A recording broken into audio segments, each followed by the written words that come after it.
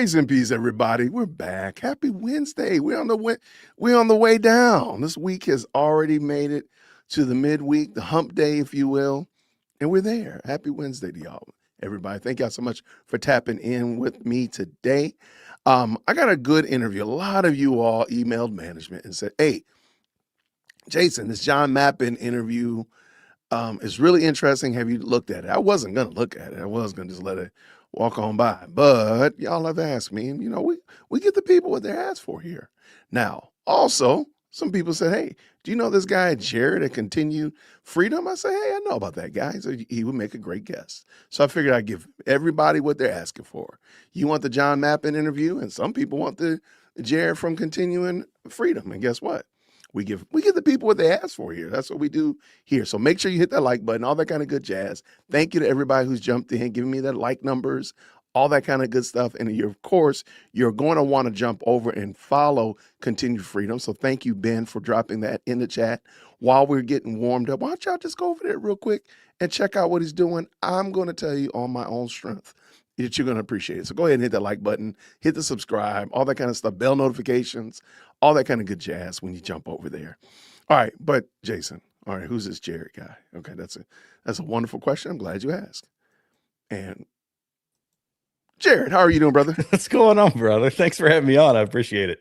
Hey, no problem, man. I have got to learn how to hit these buttons. That's all this is good. the button I'm looking for. That's the one There I'm you looking go. for. But there you go. Because the other one is just too close. But anyway, how's it going, man? It's going all right, man. It's going all right. I'm interested to get into this video. I know you sent it to me, and I watched it. And interesting watch. I think there's gonna be a lot of commentary on this one. Okay, I'm ready to hear what people got to say. I'm ready to hear. So, the overall tenor, John Mappin was a big donor to TPUSA or TPUK or TPUSA. I don't remember which one specifically. Yeah, I think it was TPUK. I'm pretty sure that. Yeah, yep. And he's a British businessman, entrepreneur, real estate mogul, that sort of thing. Absolutely. And he also is the one that came out writing a very favorable pro-Candace Substack right at the beginning of this whole Charlie Kirk saga. And so, needless to say, and people have been looking at John Mappin a little sideways. When you add to the fact that he's a Scientologist, that makes it even more like a head scratcher. Like, why do you even care? When you see that he's been writing tweets and so on and so forth, asking, who did he ask? Alex Jones to come out to the UK to go shooting? Remember did he? No, I don't remember that. Yeah, he invited him to come out. No. He asked, I think it was Alex and Nick Fuentes to come out and go pheasant hunting. I'm like, oh, nothing could go wrong with that. Not a thing could go wrong with that at all. So he comes across as a very eccentric fellow. His wife's name is Arena? That I'm not sure about either. I think it's John and Arena Mappin. I didn't know a ton about him until you had sent me to say, hey, let's talk about this video. So I went through the video and was researching that. I did a very basic background check on the guy, but I didn't know a ton about him. I probably have seen some of his content over this whole saga, but not knowing exactly who he was or where he sat with TPUSA or Candace Owens or anybody else. Got it. Well, I've noticed them, floating around. Candace has mentioned him. He's one of the people that she's always referencing when she wants to bolster her case. So anyway, I thought it was interesting. So we're going to do this interview. Are you ready? I'm ready, brother. Let's do it. Man, you're more amped about this than me, man. You're more excited about this than me, man. I'm gonna let you I'm gonna let you run point on this one, man. I'm gonna let Scottie Pippen run this game today because you're more excited about it than me. I'm telling you right now. Okay, let's do it. Yeah, I mean, we'll get into it. I'll jump in whenever you want me to. Absolutely. If the chat could do me a favor, please, of course, put me some green hearts in the chat when you can hear. Let's make sure we can. We have our audio right. I think we fixed all the problems from earlier, so let's do that. Lee and I were very, very close indeed. Trump found out, didn't he? And there's pictures of you and him at Trump Towers. Truth itself can go through 16-inch armor plate. Who killed Charlie Kirk and why? Okay. I know she's trying to be tongue-in-cheek, but the name of the podcast The irony does not jump past me, y'all. I'm dialed in. That ironic statement right there is not going to get past me. I know she's trying to be cute and coy with it, but no. Because, it's kind of funny because do you know what bird that is? No, what is that? I think that's a crow. Okay, I could see it being a crow. Do you know what a group of crows is called? No. Okay. In the chat, tell me what a group of crows is called. That's why I think this is very odd that I think this is very interesting. It's a crow. I'm going to Google. No, it'll show up in the chat. Is it a raven? It's called a murder. That's right. It's a murder. Oh, interesting. Okay. And I'm like, oh gosh, we're taking a full mask off at this point. We're not even trying to be. You got a bunch of people. You got a bunch of people writing that in your chat. They might be throwing you off YouTube here in a minute. Oh no, I hope not. But no, that's what a group of crows is called. And I don't remember. I don't know if ravens are the same thing. But that looks like a crow. I could be wrong. Now, if I'm wrong, then forgive me. But I don't think so. All right. I digress. Greetings, Bad Company podcasters. This is Yvonne Ridley. They say you can judge a person by the company he keeps. Well, my next guest is a friend of Tucker Carlson and Candy Soanes, and was also very close with Charlie Kirk as well. Plus, Donald Trump, the president, 47, certainly made John Mappin quite a few bucks. I don't know if you want to explain that, John. Well, I suppose the press did pick up on it, really. I when he came down the escalator, I think it's one of those moments in life we can all remember where we were when Donald Trump came down the escalator. Okay, this is going to be. I know this is going to. I hope I don't lose any subscribers because of this, Jared. I don't even know what this escalator. Why is this escalator thing like the pivotal point of everybody's story? Everybody keeps telling the story about Donald Trump coming down the escalator. It didn't make that big a deal to me, but go ahead. Well, because that was the moment that it all started. People were speculating about whether or not he was going to run for president. There was a lot of jibber jabber online and in the mainstream media and all that. And he came down the escalator and then he made the announcement. So that was they say the escalator because he was standing there. He was kind of stoic and, he was wearing the sharp tie, and he and Melania were coming down the escalator. And then I'm running for president of the United States and da, da, da, da, da. So that's where it was finalized that yes, he was going to enter the race. And that's why people put it because it was all speculation before that. And I don't think he ever, the chat could probably correct me, but I don't think he ever confirmed it beforehand. It was just, maybe I will, we'll see, typical Trump kind of him and hawing around the answer. Okay. All right. Yeah. Maybe. Okay. Cause I'm like, man, everybody keeps talking about coming down this escalator. Yeah. And by the way, a group of ravens is called an unkindness. Oh, interesting. That could work either way. Right. I'm saying, there you go. At Trump Tower and announced he was going to become president. Well, I was upstairs at Camelot Castle, and my son had literally been born about 2 weeks before. I think it was June the 11th, 2015.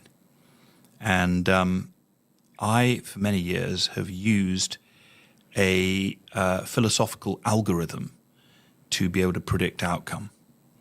And I applied this philosophical algorithm, or this method of evaluating information, to the probability of Trump winning the election, becoming the nominee initially and then winning. And I saw immediately that he would win, and I had complete certainty on it. So I took the entire book that night, or over the next couple of days really, at William Hill, which is a betting shop in the UK, and I think I placed about 36 bets on him at odds ranging from 33 to 1 to 20 to 1. And obviously, as I kept on putting on more bets, the odds were coming in. And eventually, of course, I had a call from a fellow called Graham Sharp, who was in charge of extreme betting at William Hill. He said, "What the hell are you doing?" I said, "Well, I think you're about to lose a lot of money. He said, well, it's actually a great story. And so he leaked the story of this bet, which ended up being headlines all over the world. Of course, when he did win. You had the last laugh. Well, I did have the last laugh, really. And a whole lot of cash. well, yes. I mean, not that I'm a betting man. I only really did it because you know what it's like. If somebody says, well, I know that Yvonne Ridley is going to be the next MP for Glasgow, then everyone said, well, you say that. You've got to have receipts to prove that. So really, I just put the bet on as a sort of a cheeky marker, as a way to sort of mark my card, as a proof of concept for this algorithm, really, which I had been working with for a number of years. And I wasn't intending to sort of clean out William Hill, but I don't think I quite cleaned them out. In fact, I think the publicity from the bet that they generated caused so much political betting to come in. And I think most of the money was put on Hillary. So I think actually they probably profited from me quite grandly. But Trump found out, didn't he? And there's pictures of you and him together at Trump Towers. Well, actually, it was Steve Wynn, who was of Las Vegas fame, hosted a big fundraiser for him shortly after he was elected. And he had heard about what we had done, because after, obviously, we placed the bet, I did a tremendous amount to champion the idea that he should be the correct person to vote for in 2016. And his son, Eric, called me shortly after the victory. And he said, John, thank you. We saw everything that you did.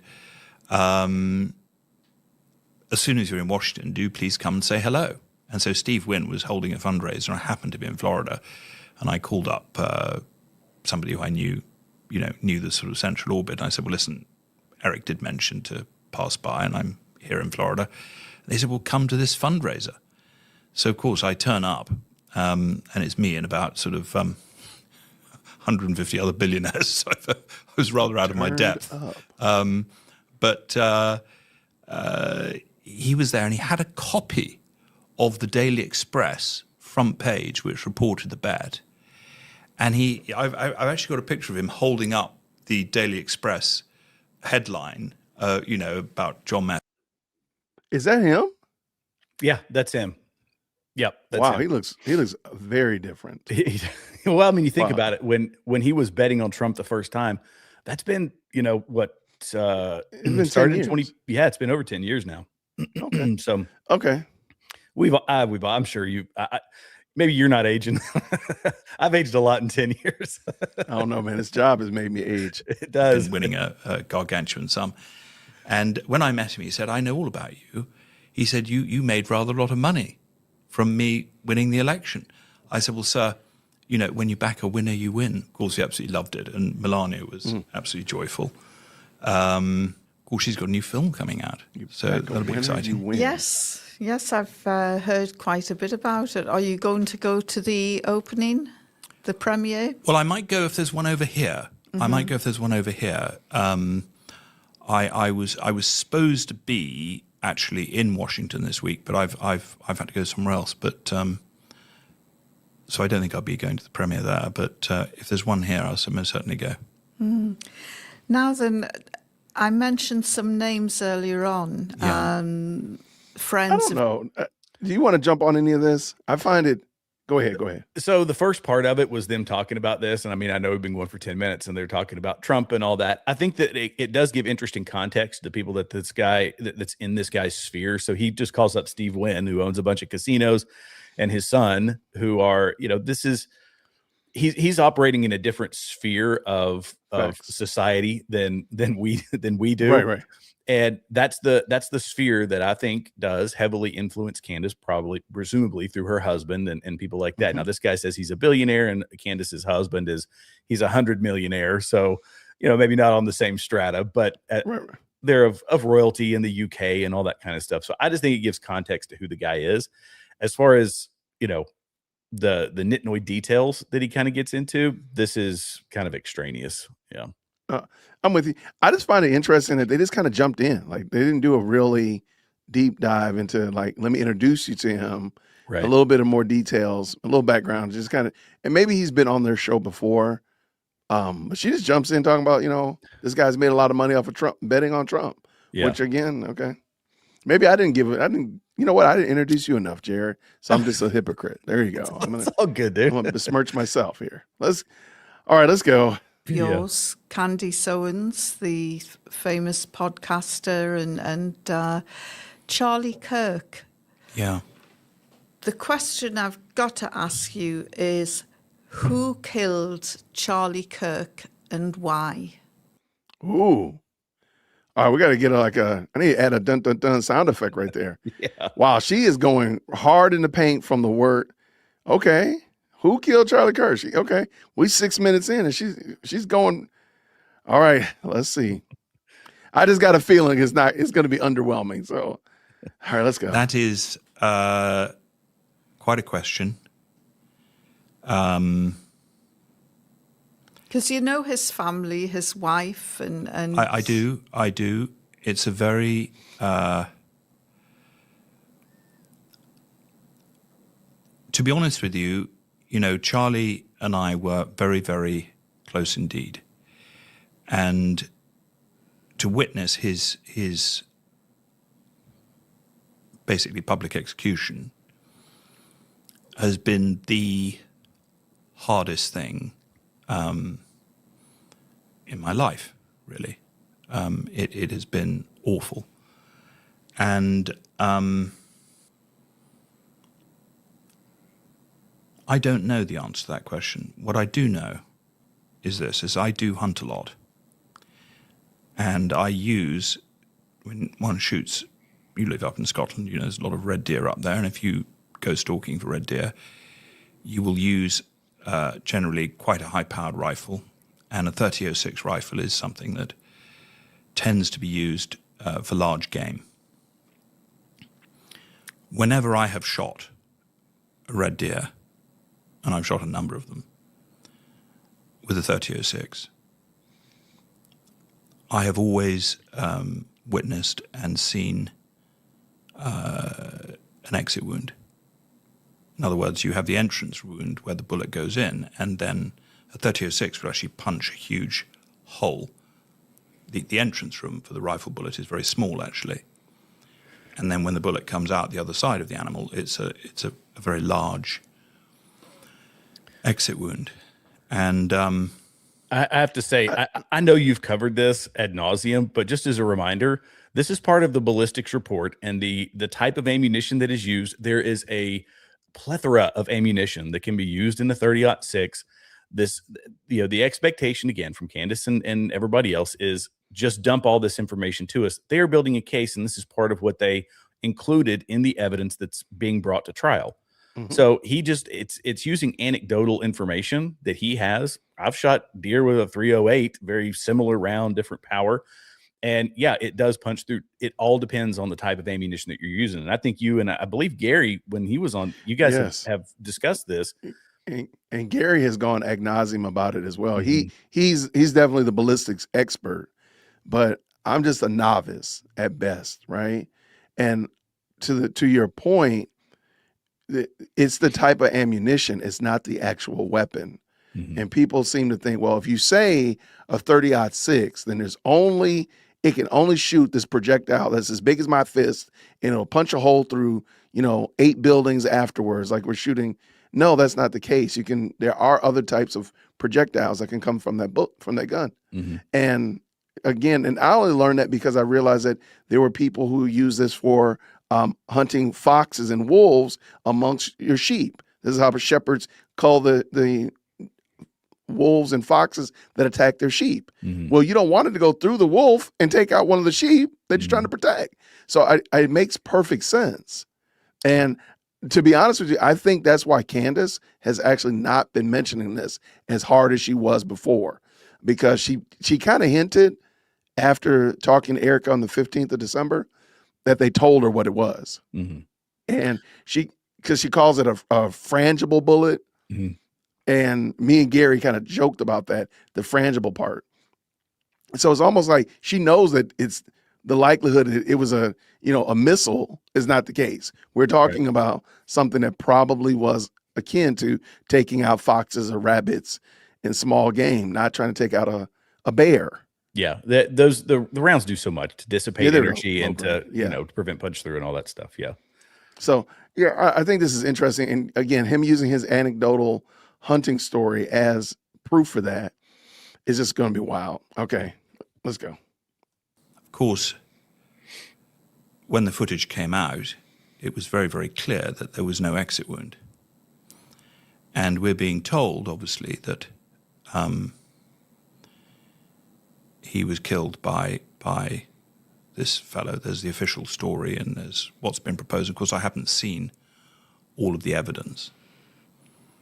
But it is, what do they say? Something's wrong in the state of Denmark. It doesn't seem to me to be a story that holds together. And I don't know if you've been watching any of her podcasts, but Candace, who is a family friend, really, I happen to have introduced her to her husband. Oddly, I'll tell you that story later. But Candace has produced a series of investigation, which I would thoroughly recommend anybody to watch. Any free-thinking person should definitely be interested, because there are so many anomalies which point to certainly flaws in the official story, that I think it behooves any right-thinking person to look into it, not least because the person who is currently in jail for allegedly shooting Charlie may well face the death penalty if convicted. And I've never particularly been a big fan of the death penalty anyway. Obviously in America, that is the law. So you have to respect the laws of another country. But the idea of a Christian nation basically putting a person to death that may not be guilty of the crime which she's been accused, it would weigh very heavily on the soul of the nation. And we have to remember, this is not 1963. You know, in 1963, we're all... Hold on. I'm sorry. So he thinks that he would get like an unfair trial, like they would not actually show proof for why he was found guilty? You just think, oh, we're just going to say it. We'll walk in there and say, he did it. Let's go home and let's go have lunch. It makes a lot of assumptions. The assumption is that the judge is willing to convict without proper evidence, that the local police are willing to present improper evidence, that the FBI is willing to present improper evidence, that the defense is willing to use improper evidence to wrongfully convict a guy who is, this is, it's again, it's the layers that they apply to it that don't match with reality. This is why I've practiced a bit of temperance, I guess would be the right word, when it comes to drawing these conclusions. And I know that I think that you do the same, is that this is a case with local police, or with not Nevada police, that are handling this investigation. I'm sure FBI is involved, trying to find how this links into other states. And there's a prosecution, there's a judge. To say that he's already drawing that conclusion, and he's pitching that to the audience of this lady here, that if this guy, he says it would be terrible if this happened. It's a stain on the soul of the nation, which it would be. Everyone is, but that is so rare in America. And under such a high profile case, the likelihood is practically zero. And he mentioned Lee Harvey Oswald. Lee Harvey Oswald never made it to trial. Right. You know what I mean? Yeah, this is a very interesting take to position it like this, as if, again, a jury is going to take this faulty information and this faulty evidence and come up with a conclusion that he's guilty, even though the evidence doesn't lead us to that direction. And the other problem I find is he says, I haven't seen all the evidence. When have you ever? When have we, as the bystanders, ever seen all the evidence in anything? I did the whole YSL trial. There's so much evidence we never saw. I went to court. I went to the actual court. There's so much evidence you don't see. Like, what are we talking about here? and the just the normal average Joes and Janes are not going to see it. What are you talking? This is just a very weird way to position it and then to make it these anomalies, quote unquote. And now we have to go run up and chase after Candace, which is wild work. Let's go. Told Lee Harvey Oswald had killed President Kennedy for many years. The average Joe more or less accepted that. I don't think anybody believes that now. Oliver Stone came forward, obviously, with his theories, and other people had come forward with their theories. But I think the if we were to do a poll, actually, you might poll your viewers. What percentage of your viewers believe that Lee Harvey Oswald killed JFK? In those days, there was no. This is my only question with that. Let's just say that 100% of this woman's audience did not believe that Lee Harvey Oswald killed JFK. What will that do? If 100% of her audience believed that Lee Harvey Oswald did not kill JFK, it solidifies one conspiracy, I guess, in their mind, and then they would draw that same conclusion about Charlie's. Okay. Is that kind of what you're getting at? Well, I'm just wondering, like, nothing will change. Oh, it's not it's not like we're gonna reopen up the case. It's not like they're gonna immediately start, vetting Candace's dreams and running after every one of her machinations. Nothing's going to change. Even if 100% of the audience doesn't believe that Lee Harvey Oswald did it, that doesn't mean that anything new is going to change. And so I think this is a very odd position to be in, because cases they're almost like they're trying to adjudicate this case in the YouTube streets, in the social media streets, rather than in a court of law. Like, he's like, well, me and Jason and Jared disagree with this. So hey, now we got to go in another direction because Jason and Jared said something. No, they're going to keep doing exactly what they're doing. So it's almost, that's why I keep asking, like, what's going to be the end result of this? Right. Nothing. Her investigation will lead to nowhere.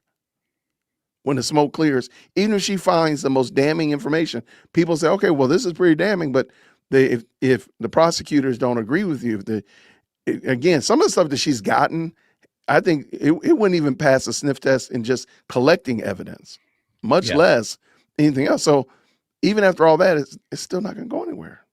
Yeah. Well, it's leading people astray by thinking that her asking questions is going to the end result is going to be, some sort of a conviction or some sort of like that. That's not going to happen in the court of public opinion. That's only going to happen in an actual courtroom where, right. Which is why not where Candace Owens is residing right now. She's in a different world at this point. So yeah, absolutely. Yeah. Here we go. No internet at all. And you didn't have this free flow of communication. You didn't have X accounts and, what do we call them? All these social media, there's Instagram, there's Reddit, there's all of these various different platforms, and people are very free to communicate. And what's happening with Candace is there's like a global decentralized intelligence network that has sprung up around this very question: who killed Charlie Kirk? I'm of the belief that answer, we have a right to know. And who is she saying killed Charlie Kirk? Who says that you have a right to know? Like, well, first of all, do we know who killed Charlie Kirk? Do we know emphatically who killed Charlie Kirk yet? I mean, we've got a suspect, and that person is innocent until proven guilty. There we go. So we don't actually know that he's done it as of yet. Right. I think we probably, Jared, you and I probably lean toward he's more than likely guilty. We feel very comfortable in him being guilty, but we do give him that he's innocent until proven guilty. Yeah. Right. So go ahead. Oh, so go ahead. No, I'm saying, so it's just odd that they're treating it like this case is already over, and it's not like, the first day, they haven't even started selecting jurors yet, for crying out loud. Well, and people don't have the patience right now because it's what's driven the most, this highly watched YouTube channel and Candace Owens and on X and everywhere else. It's driven she has built the story so fast that now people they're not going to have the patience to wait until this actually takes place, which could be a very long time. These court cases easily are not short at all. So it gives her free run to keep taking the conspiracies to whatever level she wants to take it to. And the people are going to continue to build frustration, the people that are listening to her. But, I think that there are unanswered things, as in all the Reddit posts or the Discord chats and all the things that showed knowledge by other people. That's going to be part of this investigation, and where that is, I don't know. But I'm willing to give it the same patience because they were obviously quick to find the evidence and to find their suspect. All that other stuff, we're not seeing that either. But that's because they have to keep a buttoned up investigation so that there aren't any leaks, so that you're not compromising a court case that happens later on down the road. And only now are people saying that that's unacceptable, that just give us all the information and spill the beans to everybody. And now you're polluting jury pools. You're doing all kinds of things that are detrimental to a legitimate court case. I agree. Yeah, I don't understand that, but let's let them go. She's not, to my knowledge, she has not alleged that anybody has killed him, other than she's pushing her podcasters into various directions, isn't she? She's asking them to find information about various different, she has unanswered questions. So she'll say, I listened to one last night where she's asking for information about various different characters that she wants to gather up. She's still really in data gathering mode. What characters, John? What characters? I think you might need to fess up. What characters? She's going after Charlie Kirk's widow. That's what you need to say out loud. That is not just characters, not just random Joes and Janes. But yeah, it's funny how he just danced around that. Like he didn't know what characters she's been calling out. But anything you want to add on that, Jared? No, you hit the nail on the head. I'm not, it's, I don't know. It's hard it's hard to listen to somebody trying to play apologist for that when anybody with a discerning mind could say, yeah, she's made claims about just about everybody. To say she's not that's just crafty linguistics on her part. Absolutely.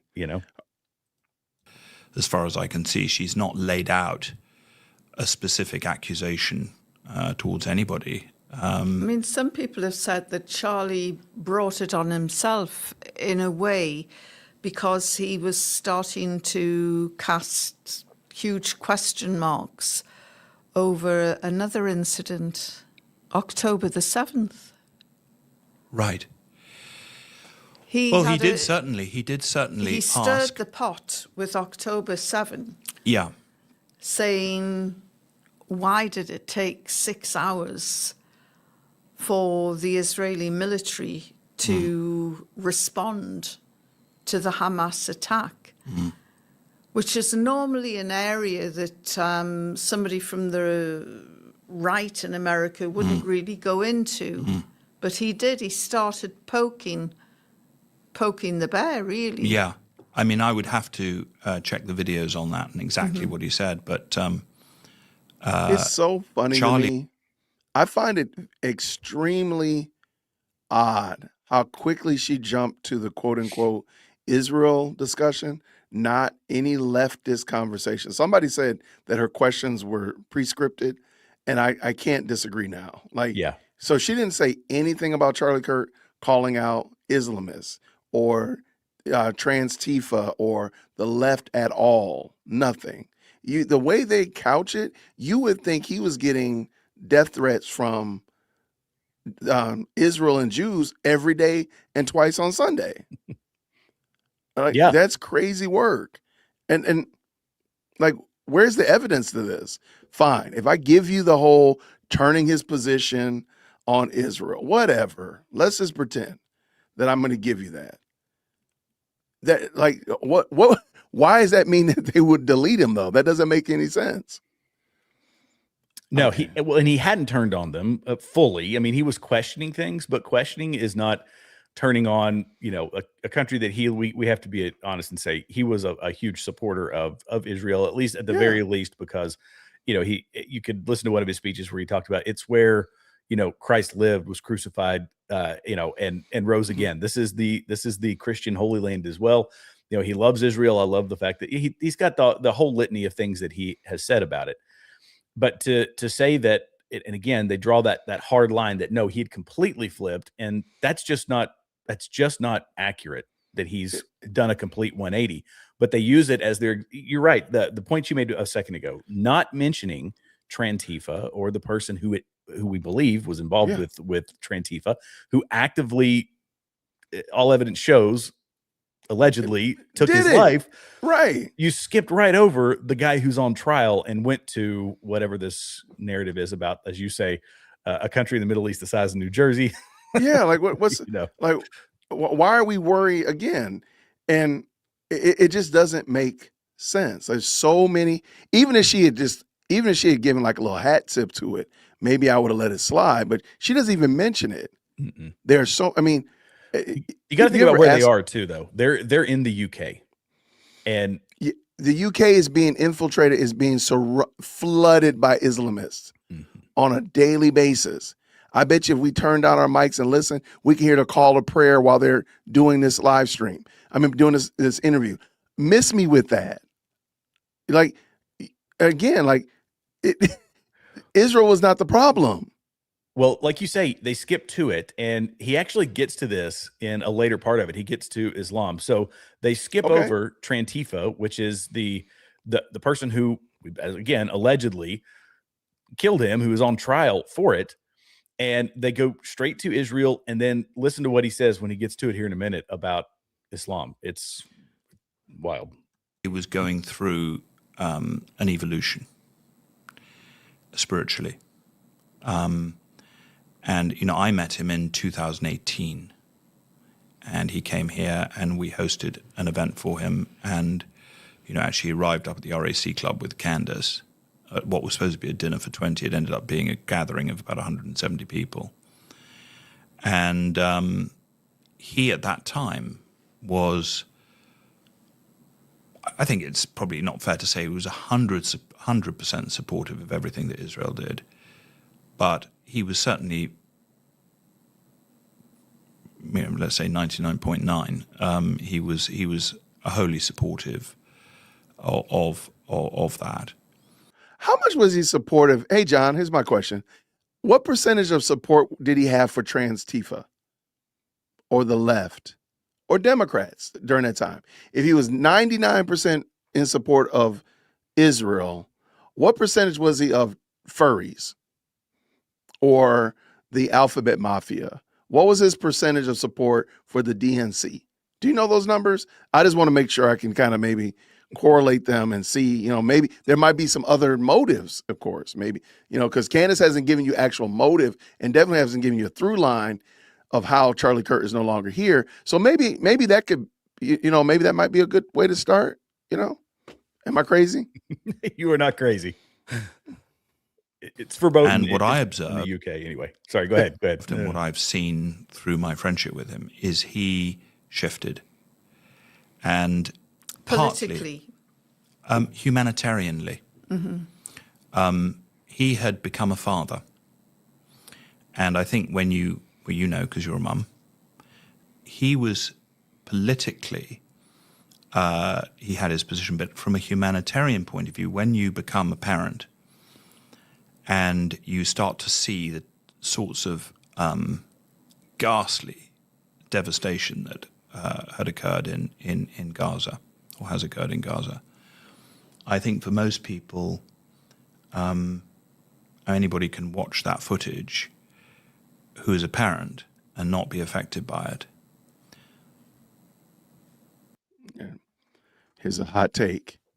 I do not need to see what happened in Gaza to know that sinners sin.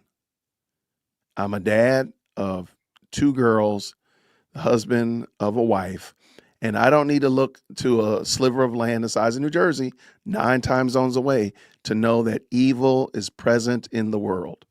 I don't. And it gets a little bit kind of like, okay, come on, man, just stop the cap, because there's there's stuff going on here in the States and on every street corner, nearly in every major city, that will wake you up that there are sinners in this world, and we do a very good job of sinning. I don't need to see Gaza in order to do that. So this constant, silly drumbeat, God bless the people in Israel and Gaza. May they figure that out. But my goodness, in the morning, right here on Peachtree Street here in Atlanta, we got more than enough problems. Problem number one is there's 32 different Peachtree streets. So that's the problem, right? We don't even know what street we're on. So it's just, come on, man. Like, just stop the cap, John.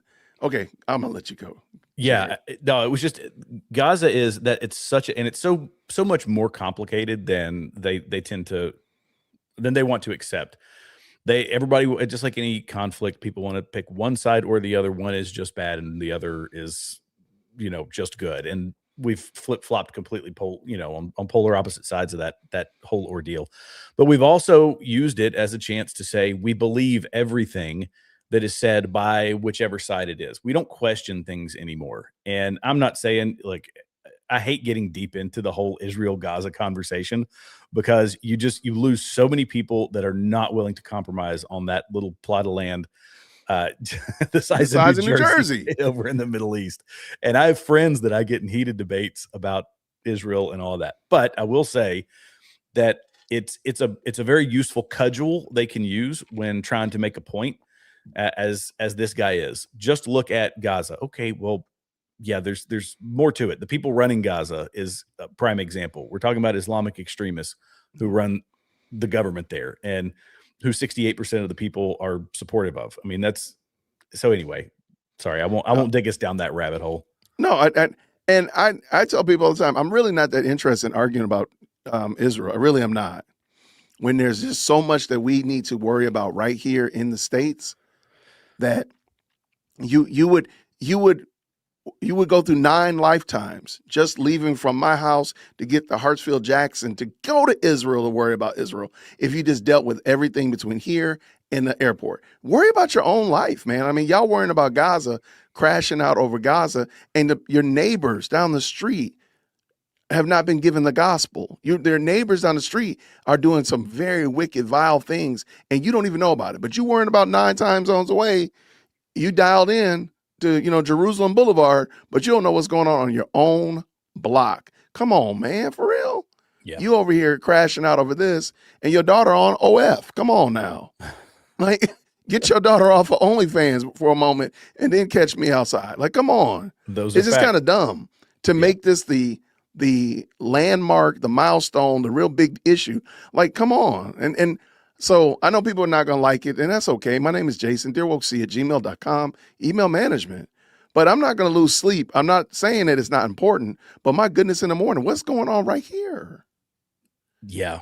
Yeah. Sorry, go ahead. Yeah. No problem. Both sides. I mean, listen, what occurred on October the 7th was absolutely unacceptable. And what has occurred subsequently has been, from a humanitarian point of view, absolutely unacceptable. And Charlie was deeply affected by that. And of course, I think it was in May of last year, he wrote a personal letter to Bibi Netanyahu. And he communicated that Israel was losing the PR war. And it's very interesting, actually, because I was out the other day in the countryside with a friend of mine who is a Jewish friend of mine. And he said to me, he's very well-to-do family, public school, not somebody who even, perhaps I would even have considered. It's not somebody who is like, you have people that are like obviously Christian or obviously Muslim, or in my case, obviously Scientologist. I mean, you have different types of people. Some people sort of wear it on their sleeve. Some people don't really wear their religion on their sleeve. I wouldn't have thought that, I never really, it's not something I would have necessarily have imagined. He said to me, due to the rise in anti-Semitism, I'm going to be needing to get myself a place in Israel so that if things get really bad here, I can leave. So it was shocking to me to hear this. At the same time, I've had people who, Muslim friends of mine, who don't feel comfortable with the level of the, increase in anti-Islamic communication. Well, people are becoming very polarized. They are. I do apologize. I should have downloaded this, Garrett, and sped this up. My gosh. Yeah. I might hold on. I might actually just make a call an audible. I'm going to have to I'm going to remaster this real quick. This guy talks like he really hates me. He's like, I hate Jason. I hate Jason's ears, and I'm going to torture his ears. What in the merciful name of God? My gosh. I listened to it on 2x speed. So bruh. I didn't notice. I didn't realize this. I'm so sorry. That's what I get. Yo, I am so sorry. I apologize to the whole community. This dude, right? Yeah, I'm sitting there looking at people talking about they're taking a nap. I'm like, I think my ears took a nap. Like, I think my ears have gone to sleep. Like, what am I doing here? What is going on here? Oh my gosh, Jared, tell me what we're doing. Jared, help me out. Well, I didn't even think about it because I was playing it on 2x speed. I was making notes. I was typing a couple of things in, doing a little bit of back end research on it. And so, I didn't pay attention to how boring he was. And I think that might've been why I put it on 2x speed, but he's just talking like, are you playing this it is YouTube? Like, no, I downloaded it. So I didn't want the commercial break. Yeah. Well, I'm just listening to it to make sure it doesn't sound like you're listening to it. Too wacky. Yeah, it doesn't sound really good. I don't want to do that to people. So I'm just gonna do $1.50, 150 speed. It still got that tinny AI sound to it, but it's not that bad. Yeah. But again, this is ridiculous. I mean, he's lyrically wandering around the countryside. He's dragging us around. Like, John, stop this, man. There's a reason that the people that when you can get to buy the audio things where they read you to sleep or whatever, it's always in a British accent. That is a very true point. That is a very good point. Yeah. That is a very good point. Okay, it's rendering right now. So shout out to the best live chat on the internet. Here, let me knock out these supers very quickly. Thank y'all so much, everyone, for first of all, for tapping in with us today. People are telling me they're still not getting notifications. I do apologize. I don't know what else to do. I'm going to ask you to go ahead and unsubscribe to the channel, close down your browser, open up your browser, come back, and then resubscribe. Help a brother out. But that's the only thing I can think of, and then make sure you, of course, hit the bell notification, turn on all those kind of good things. But MT says this. Okay, I feel like crossovers are being done specifically for me now. No other explanation. These are my delusions of grandeur, like candy. Shout out to MT. Thank you for the 5. Both yours and my subscriber. And they like these crossovers we've been doing. MT says this with a 2. He said the halftime show should have been Candace. You know what? He is that guy that said that. He said Candace should the halftime show should be Candace showing all of her evidence. I'm like, nothing's stopping Candace from doing that. Nothing stopped her from doing it except that little pesky truth that she doesn't have any. Thank you so much, Brandy, with the 5. One question to potential jurors. Do you know who Candace Owens is? I mean, valid. That would be a valid question. I don't know why. I think that'd be a good question. That'd be a good way to call the herd for sure. MT came back around again and said this. Charlie brought nothing on himself. He brought Candace on his family by not denouncing her while here. I love him, but he was selfish in that regard. I mean, I can't argue. I don't know. I've said this. I have a thought that he was still, obviously he didn't know what was going to happen to him, but he was a coalition builder, and he built coalitions with some pretty aggressive people. Now, you could probably speak better. I've heard one way and the other about where their relationship was, but I'm sure that in the back of his mind, just the way he presented himself and knowing other things about him, that he was a guy who thought maybe there's an opportunity to correct this, to repair this. and he was approaching it that way. So denouncing someone who could be a potential ally in the future, maybe that was his approach, because he had Cenk Uygur, and he had yelling matches with Cenk Uygur, but he also invited Cenk Uygur to some TPUSA events, and they are vehemently opposed to one another. So he was a coalition builder. Yeah, you know what I mean? I don't disagree on that. I can see where you're going with that. I think Charlie Kirk knew something, and sadly, I don't think he knew how to get out of it. Mm. And I know this is gonna, and I'm not trying to, besmirch Charlie. I got mad respect for Charlie Kirk. I'm gonna play this little clip for you. Me and my editor have been playing with this. I'm gonna play this for you all, and you all tell me if you hear what while this video is rendering. I'm sorry, the podcast, the Bad Company podcast, is still rendering. So tell me if you hear it in this video clip. How to add to the screen, remove this, add this. There we go, Jason. Okay, just listen, and it's very short. Like the things that human beings fall for, right? So I had this idea when we were talking, because Charlie is an evangelical Christian. I'm not, right? I believe in This super smart guy is an evangelical Christian. Yes. So Yeah. does he believe like Jesus came back to life? Yes. Really? Yes, he's an evangelical Christian. So he right? believes that someone died, Yeah. and then 3 days later, Yeah. they came back to life, and that they walked on water and Yeah, healed I mean, the you have sick. to. I haven't really gotten into it with him, because I'm not the person that should ever be like debating or talking about Right. religion. It's not my like shtick, I guess. But so what I said to him, because me and him both believe that in many ways the reason that the government has the media has started roundly dissing God, right, like, and dissing Jesus Christ, is because the government wants to be God, right? So if people Wait a don't. minute. Do you think the media is responding to the government's suggestion? Is that what you think? The reason why people are going Yeah, after so- religion is yeah, because the so I media is think- responding to yeah. some sort of orders from the government? Not orders, like the things that human beings fall for, Okay. right? So I had this idea when we were talking. Did y'all hear it? Did you hear it, Jared? Well, which part? I mean, she talked like he's an evangelical Christian who believed that Christ was had risen rose from the grave, Yep. and that she did not, is kind of how it was. That's right. That's how it was. She just kinda told you presented. she was not a Christian. Ha, ha, ha, ha. I think Charlie Kirk realized that this woman, she wasn't a Christian. And the ideas that she was putting forward were very new age. That's what she's doing now. She's defaulting back. She's falling back into her normal setting, which is new age, praying to the universe, vibes and astral projections. Dreams mean a whole lot to her. And I think Charlie Kirk realized that and started distancing himself from that, because when she started saying she was a Christian, soon after this, matter of fact, she starts talking about she's a Christian, but she's clearly doesn't know what she's talking about. Yeah.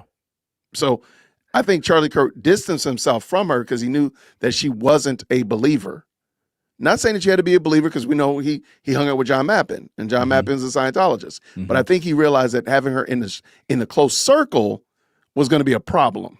And then later on, when she says the crazy stuff she said about the failed art student of Germany and him being a nationalist, it just gave him like, let's get you got to go. You Yeah. got to go. So that was it. But she wasn't a believer. That makes sense. I mean, because you would think that if she was at the time, she would have said, and so am I. I mean, I And so believe am I. that as well. But no, she left that part out conveniently. So, or maybe not conveniently, maybe because she's being entirely honest, and Joe Rogan's pretty good about getting the truth out of people. I think she was being 1,000% honest. This is exactly who she is. Well, that would And make so- sense with the storyline that she's taken, the mythology and the, like you say, the dreams having a huge deal to do. It's a key piece of her evidence is what she's dreaming Yeah. when she's in REM sleep. So yeah, that makes And perfect again, I sense. think this is her default setting. This is who Candace has always been. I've said it from the beginning. She's always been a leftist. She was cosplaying as a conservative. Yeah. And this is who she is. That I And- agree with. And one other thing that she said that actually is true, which is that in that same clip, is that they have this vision of the government becoming God. And that ties into Marxism. I mean, Marxism requires that 100% of the time. You can't have anything above the government because your rights need to be issued by the government, not by the creator of the universe, right? That is correct. Yeah. All right. So the video's rendered. Charlie and I were very, very close indeed. Trump found out, didn't he? And there's pictures of you and him at Trump Towers. Okay. Does that sound okay? Yeah, I think it's tolerable. Okay. I just It'll want to be get better through once it. the music is off. Yeah. Let me find out where. I don't remember where we were because now the time has changed. I sped it up a little bit. So let's see. Much of our mathematics, much of our architecture, a lot of the creative thought. Oh, here you go. Back up a little bit from this one. It ended up being a gathering of about 170 people. Yeah. And he, at that time, was, I think it's probably not fair to say he was 100% supportive of everything that Israel did, but he was certainly, let's say 99.9, he was wholly supportive of that. And what I observed and what I've seen through my friendship with him is he shifted. And Politically. partly, humanitarianly. He had become a father. And I think when you know, because you're a mum, he was politically, he had his position, but from a humanitarian point of view, when you become a parent and you start to see the sorts of ghastly devastation that had occurred in Gaza, or has occurred in Gaza, I think for most people, anybody can watch that footage who is a parent and not be affected by it. On both sides. I mean, listen, what occurred on October 7th was absolutely unacceptable. And what has occurred subsequently has been, from a humanitarian point of view, absolutely unacceptable. And Charlie was deeply affected by that. And of course, I think it was in May of last year, he wrote a personal letter to Bibi Netanyahu. And he communicated that Israel was losing the PR war. And it's very interesting, actually, because I was out the other day in the countryside with a friend of mine who is a Jewish friend of mine. And he said to me, you know, he's very well-to-do family, public school, not somebody who even, perhaps I would even have considered. It's not somebody who is like, you know, you have people that are like obviously Christian or obviously Muslim, or in my case, obviously Scientologist. You know, I mean, you have different types of people. Some people sort of wear it on their sleeve. Some people don't really wear their religion on their sleeve. I wouldn't have thought that, you know, I never really, it's not something I would have necessarily have imagined. He said to me, due to the rise in anti-Semitism, I'm going to be needing to get myself a place in Israel so that if things get really bad here, I can leave. It's like, okay, I mean, it was shocking to me to hear this. At the same time, I've had people who, Muslim friends of mine, who don't feel comfortable with the level of the, you know, increase in anti-Islamic communication. Well, people are becoming very polarized. They are. And I think Charlie could be faulted legitimately, and I don't think it's too early to talk about this because he you know, it's 3 months now, and he could be criticised for instance, I don't know if you recall, when he came here, he went on Breakfast TV or something. I think he was interviewed by GB News, and he said that Islam is incompatible with Western civilization. Well, I mean, Okay, so I got to stop there. So he just insulted every Islamist in the Western hemisphere, right? Mhm. Or in Western culture, Western society, right? Well, he's saying that Charlie Kirk did. Well, yeah, I'm sorry. Yeah, Yeah. Charlie did that. Yeah. Charlie did that. Charlie insulted Islamists in the Western culture, Western society. But no Islamists are on the list of people that deleted Charlie Kirk. Okay. That makes perfect sense. Perfect sense. Well, I was going to say, you know, he said Charlie, he didn't agree with Charlie saying that Islam is incompatible with Western civilization. And my first take on that was, but it is. But it is. But Charlie said it, so why would you? John Mappin can hold whatever position he wants to hold. That's not the argument that we're having. I'm saying Charlie Kirk said this, and why would you not say, yeah, it's possible they might have been a little bit perturbed with this guy, and they might have come out and they might have wanted him deleted because, you know, nobody knows.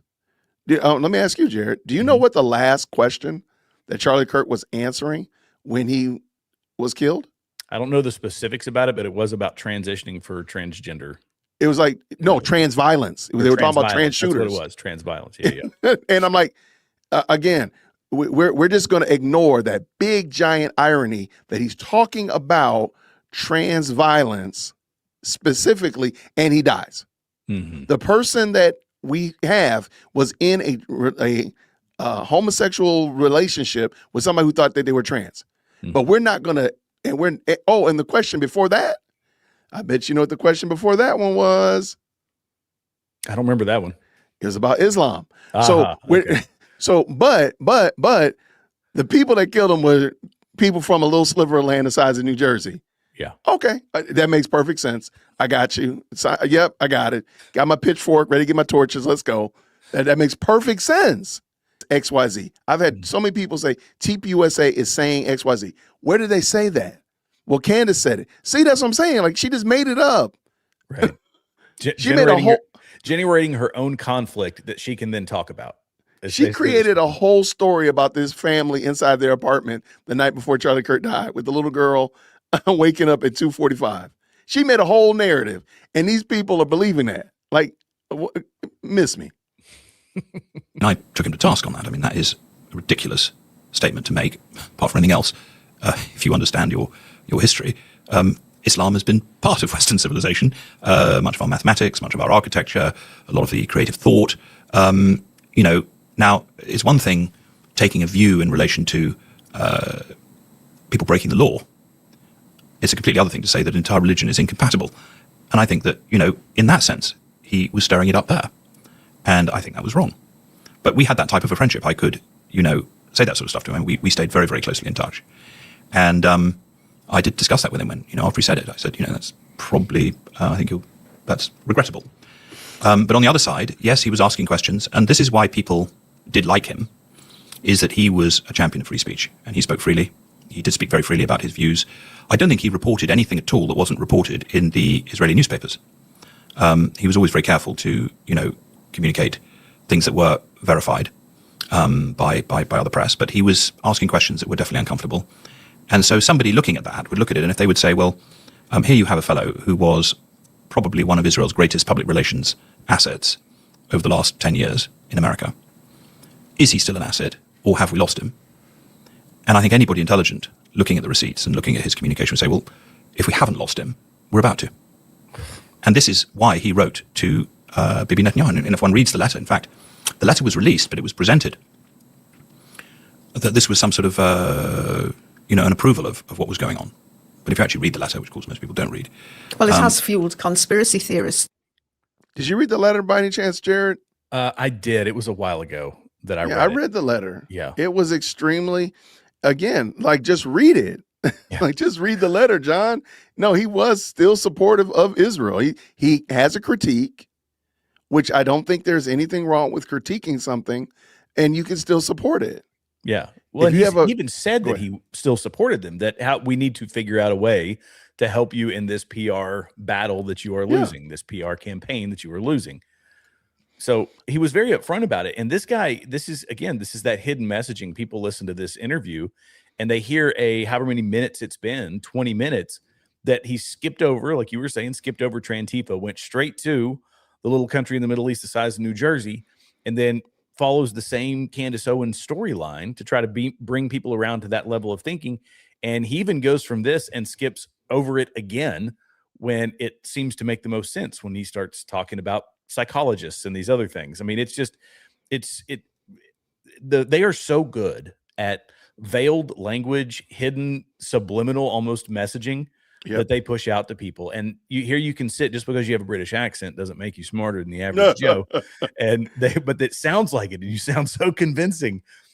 And it's another guy, even a billionaire, who has listened to too much of Candace Owens' content and has bought into a storyline that just does not exist. I'm with you. Let's get it dancing. Let's go. And of course, Candice, who is not averse to stirring the pot as well. Well, I don't think she tries to stir the pot. I think she did say that France's first lady was a man. Have you seen her series? I haven't, but somebody challenged me over that and said you have to see the evidence that she comes up with. Yeah, I think if you watch the Becoming Brigitte series, which anybody can find on Candace's podcast, she's gone down a line of investigative journalism. I mean, listen, Yvonne, I'm speaking to Yvonne Ridley here. You are one of the finest investigative journalists this country has produced. So there used to be something in this country in the media called investigative journalism. It's very rare these days. And I think Candace is being an investigative journalist. Now, she may be right, she may be wrong, but I don't think she's doing it for the fun of it. I think she's doing it because if there are truths that have been hidden from society, she considers it's in the public interest for that information to be known. Well, I don't. Okay, did you catch what he did? What he did, I don't think so. Jared? You are a fantastic podcaster. You are probably the best podcaster that North Dakota has ever put out. It is a blessing that we have such a fantastic podcaster like you here on this here internet. We all should praise your wonderful podcastery, right? And and Candace also is a really good podcaster in the same vein as you. He stroked that woman's ego, calling her an investigative journalist. He got all of her defenses all hot and bothered and tingly, and then said, "Oh yeah, and by the way, Candace is an investigative journalist." If you look at her face, she's looking like you. What the? She's saying bad words in French. I'm sorry, in British accent under her breath. She's saying it because she's like, "Wait, I'm an investigative journalist. This hack is not." But he stroked her ego. She just let it slide. I didn't even notice that. That's a good pickup. I'm just noticing how I'm gonna back it up so y'all can hear it again, just so y'all know. And look at her face when the picture goes back to her. Oh, right here, I think it is. Lady was a man. Have you seen her series? I haven't, but somebody challenged me over that and said you have to see the evidence that she comes up with. Yeah, I think if you watch the Becoming Brigitte series, which anybody can find on Candace's podcast, she's gone down a line of investigative journalism. I mean, listen, Yvonne, I'm speaking to Yvonne Ridley here. You are one of the finest investigative journalists this country has produced. So there used to be something in this country in the media called investigative journalism. It's very rare these days. Look at her face. And I think Candace is being an investigative journalist. Now, she may be right, she may be wrong, but I don't think she's doing it for the fun of it. I think she's doing it because if there are truths that have been hidden from society, she considers it's in the public interest for that information to be known. Okay, so I think that is the logical fallacy of appealing to authority. I might be wrong, so please let me know if I'm wrong in the chat. But he just stroked her ego, got her all feeling good, and not only this, he's making himself the arbiter of the reality by saying, Jared, I say, oh my gosh, in this world, we don't have podcasters like you. We don't have these great podcasters anymore. There's a rare breed of podcasters. And Jared, you are one of the few. You're one of the few, the proud, the podcaster. I mean, like, now, what's the likelihood of you challenging me on anything I say moving forward? I will be honest. If I was her, I would have said, I am not Candace Owens. What you say, I thank you for your compliment. Do not put me in the same arena as that lady. I agree. Please. And I think she should have, but yeah, you're right. It takes her off guard. It takes her way off guard. Yeah, okay. yeah. I don't want us to get sued by the Macron lawyers. No. We don't have a position on that. No, nor do I. So returning to Candice, she also has a reputation for being very thorough and fastidious in her investigations. And she has got to, well, I wouldn't say got to grips, but she certainly looked at the assassination of Charlie Kirk and decided to get to the bottom of it. Yeah, I mean, I think she's behaved in a way that he would have behaved if it was her that had been assassinated publicly in front of the entire world. But now she's put herself in the crosshairs, hasn't she? She's certainly under threat. Well, my view is the whole world is in the crosshairs. We are at a point in history where if the truth continues to be covered up. You know what he did, right? I'm glad I didn't watch this, because I am paying more attention. You know what he did, right? Well, I'm sorry. Do you know what she was saying, Jared? No, I don't know which. She's referencing the French assassination plot. Right. And what does he do? He shucks around and says, oh, no, we're all in the crosshairs. Oh, we're all in the crosshairs. Yeah. Because he knows that whole French assassination plot was garbage. He knows that. Yeah. So he wants to get that off. Let me get that spotlight out of here real quick and say, no. We're all in the crosshairs, Jared. Not just poor Candace, but all of us. We are Candace. Now, if I could, maybe I have my editor remaster that so I sound British, so people will believe me. But otherwise, it's going to just sound like a guy from Georgia. But that's what he's doing. Like this is some masterful work, my friend. Linguistic judo. Yeah. Right. This is some lyrical gymnastics. And now, see, the bad thing is he's in the wrong season. You know, Jason, what are you talking about? See, this is the Winter Olympic season. We need to wait for the Summer Olympics for him to win because he's doing some lyrical gymnastics right here. Right. He would be in the Olympics. He'd be getting the gold medal for lyrical gymnastics. No hand, no question. So he's definitely getting his training on. All right, let's go back. Let's go. In the way that it keeps occurring. That's a threat to everybody. Why are people afraid of the truth? Golly, you're asking me some serious questions today. I mean, you cover it in your book, Sovereignty, the Restoration of Sanity. What really interests me about this is you put psychiatry under the microscope. And I noticed that you really got on your white charger and went after those who were trying to attack Candace Owens, saying, oh, she's barking mad, she's crazy, she's a nutcase, you know, all the usual insults around mental fragility. yes. And your defense of her was quite astonishing, so much so that she actually repeated it word for word on her last podcast. Yeah, well, I could see that the same people that were attacking her were the same people that attacked Trump when he first tried to get elected. I could see that they're the same elements that have silenced other freedom fighters that I've studied and gotten to know. And there is a tiny, tiny hidden group of people who practice, it's really a philosophy of materialism. That's really the essence of it. It's the idea that man is an animal and is purely the sum of his chemical parts. Now, this is not actually a new idea, but it resurfaced in 1876 in Leipzig, Germany, when Wilhelm Wundt was commissioned by Bismarck to keep the Prussian army, which was a conscript army, fighting, and he needed a philosophy. And the idea that man is not an immortal spirit living through eternity, and that the current life is but one experience of man's journey, was anathema to this tiny group of what became the practice medically of psychiatry.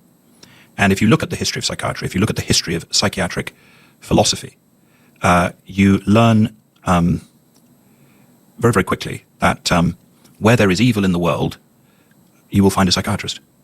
And hard at work, and you will find that these characters have embedded themselves. So where you see a Christian behaving in a psychotic way, you will find a psychiatrist who is somehow influencing that Christian. When you find a Muslim that is breaking the law or doing something that could be described as radical or extreme or certainly out of keeping with core Islamic tenet, there'll be a psychiatrist that is infiltrated. I got to stop. I have no idea what he's talking about. So please help me out, Jerry. Yeah. So he's talking about psychiatry being the cause of all the problems, whether it's somebody, like he said, a Christian who does something psychotic or a Muslim who does something psychotic.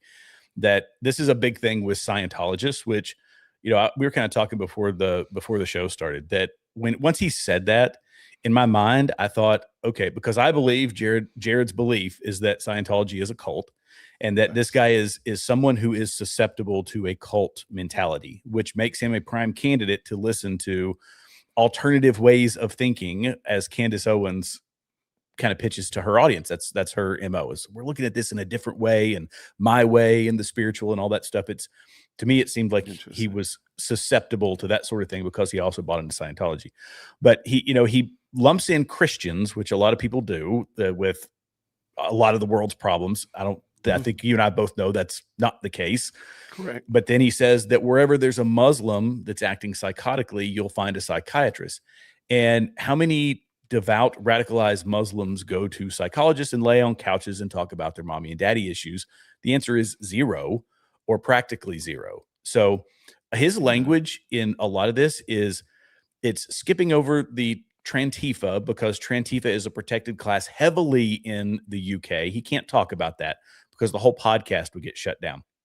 You have to play nice with Islam, whether it's radical or not, when you're in the UK, because they are running the government in London. I mean, every major position in London is run by Islamists. At least on the surface, they'd say just Islam, but they are backing Islamists that are in that country. And this is, again, him dancing around the issue. It's patently false that when you find a person who throws acid in somebody's face in a UK subway, that there's a psychiatrist around the corner. But the link that he should have made was that, yes, psychiatry with Trantifa is a problem because the SSRIs and things they're using to rewire the brain chemistry of these depressed and confused kids and young adults is part of the problem. So it's like he's made a point, didn't even apply it to the thing that's applicable to the Charlie Kirk assassination. Right. And I mean, it's like, how in the world is this guy, his worldview is wildly skewed. Let me just put it that way. No, I agree. My only problem is I would boil it down to Candace does this too. So I'm wondering, does he hold this idea? Candace comes with an idea that humans are basically born sinless. She doesn't say it directly, but that they themselves are the sin that you create or the sin that you commit is a byproduct of what's around you. So the only reason Jared yelled, at the dog this morning is because Jared's boss and the bills, those terrible bill collectors, they're pressuring him, and that's why he lashed out at the dog and yelled at the dog this morning. Not that Jared is a sinner and just does sinful things. Right. No. It's always something external causing you to behave this type of way. And so I feel like that's what he's saying, or using psychiatry and psychiatrists as his scapegoat. That, right. The reason why the Islamist does this, the reason why somebody behaves in this way is because of that external person outside of him. I'm going to let this play, and I need to grab this call. So I'm going to let this play. Some time ago, we talked about Captagon, which is a drug that was created in order to get young people to take extremist actions in relation to the ISIS movement. Well, it also made a lot of money for the Syrian regime under Assad. Well, I don't know who profited out of it. What I do know is that Captagon will take a young man, and after a few months of being exposed to that drug, it's a mix of Ritalin and crystal meth. And it's not dissimilar to what Hitler fed to the Nazis. It's not dissimilar to what the Japanese fed to the kamikaze pilots. It creates a sort of a false bravery in battle. And the machinery of psychiatry is very, very misunderstood by the current culture. But it's something that I've researched deeply. It's something that I have a tremendous understanding of. And I saw that Candace was being... there was an attempt to suppress her communication by people who essentially were working for those elements. And I decided to call it out for what it was. And I think she was very, very appreciative, actually. In fact, when she first got the letter, she brought her to tears because there was so much truth in it. And I think that letter was read 40 million times on X. And certainly it was deeply appreciated. But I mean, I as I say, Candace and George, her husband, are family friends. So, it was by complete fluke that I'm to introduce them. But, flukes do happen. I mean, you mentioned before that you're a Scientologist, and we know that Scientology has gone to war with the big pharmaceutical companies. And, of course, a lot of the medication that people are taking now has to do with mental health and well-being. Is this... I apologize there, Jared. Did I miss anything that was standout? No, they kind of expounded a little bit more on, she was just getting to the point of talking about Scientology and how it's got an issue with psychiatry and other things. Now, he went on to, I think he was making allusions to MK Ultra and other things where the old technology was giving the Nazis the, the methamphetamine and whatever else it was. So I think he's making his way towards, okay, this is the mind control, that sort of thing, to whoever it was that carried out this assassination. So it's just funny that he's literally following he's following Candace's show beat upon beat, or she's following him beat upon beat, or they work together either way. But this is exactly what she was talking about. Yeah. All right, let's go. Well, I wouldn't say that Scientology has. I am a Scientologist. I've been a Scientologist for 35 years. Thanks. I was in Los Angeles. I read the Daily Mail version, of course, which says that, makes all sorts of claims. And I think most of us have, read something about it. And I said to myself, I walked past a number of their buildings in Los Angeles. And when I walk past the buildings, the people walking in and out seem perfectly normal to me. And the buildings all look clean and tidy and very professional. And I sort of said to myself as a young man, I said, I just wonder if this is the one occasion where the Daily Mail hasn't quite got it right. And oddly, I know that Daily Mail is absolutely 100% correct on everything else. But when I walked into the Church of Scientology, I just said, here I am. I'd like to meet somebody here that knows about the subject. And I found it fascinating. I wouldn't say that the Church of Scientology went to war against the pharmaceutical corporations. I would say the other way around. L. Ron Hubbard, who founded Scientology, he discovered a cure for depression, or a way to handle depression that doesn't use drugs. Of course, if you invent a better mousetrap, the people with the existing mousetrap get rather annoyed. And of course, if you can sell a book to somebody that costs all of sort of $5 or $10 or something like that, which you did in those days, and they can take that book home and they can help their friend resolve depression in a few hours, with a little bit of reading, I suppose, let's say 20, 30 hours, without using drugs, then that becomes an immediate threat to all of those profit models out there that rely on somebody turning up to a doctor saying, I'm depressed. The doctor goes, oh, well, take this Mother's Little Helper. And that game had been going on for a long time. So Hubbard, rather innocently, became interested in, how does the mind work? And he subsequently ran into this vested interest. And, when he wrote the first book on the subject in 1950, and it went to the top of the New York Times bestseller list for 36 weeks in a row. Well, this then became a threat to the actually psychiatric vested interests who thought that they had a monopoly on mental health. And so they started a disinformation campaign about the founder and about the Church of Scientology. So you're supposed to have heard all sorts of cuckoo things about it. And I won't repeat them here because you can read about them in the Daily Mail. But yes, there was a kickback. And I think when you do introduce truth, you asked me a very good question. Why are people frightened of the truth? Well, I think it's a different answer for everybody. But if you are profiting from an activity over here, and somebody comes across with a benign activity over here that is going to cut across your ill-gotten gains over here, then you're not just frightened of the truth. You become incensed, and you think, well, I have to take this. Whose truth? That's the thing. Whose truth? This is what truth?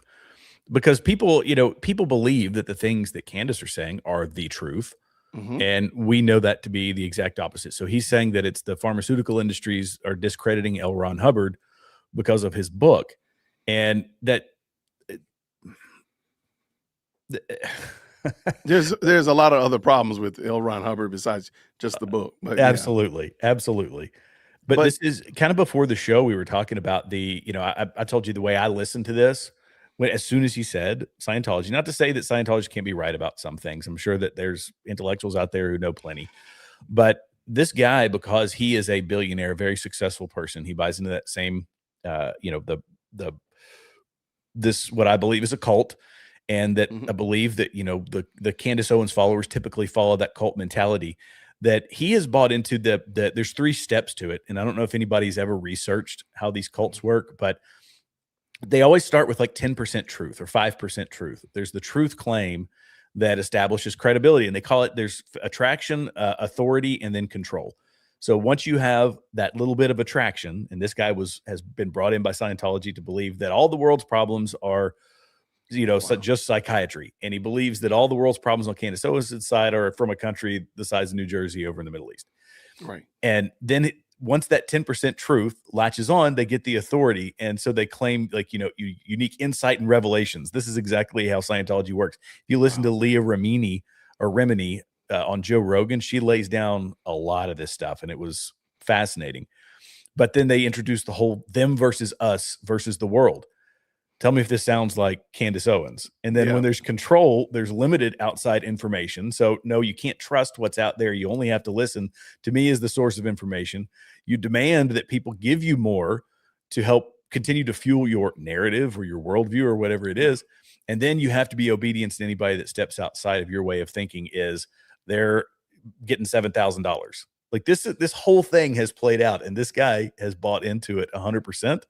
Yeah, in both his worldview and his religion, and in Candace Owens. It's wild. It's the same thing that David Koresh used, or the Heaven's Gate people. They did the same thing. Yeah. No, that's a great catch, man. All right, let's go. Good call out, man. Fellow down. So I think the truth tellers and the truth seekers, and Charlie, of course, was a great truth seeker. In fact, I have a text from him where he says, John, thank you so much for opening my eyes to the psychs. And he was zeroing in on who it is on this planet that is seriously causing the trouble. I mean, just take, what's been happening in this country for the last few years.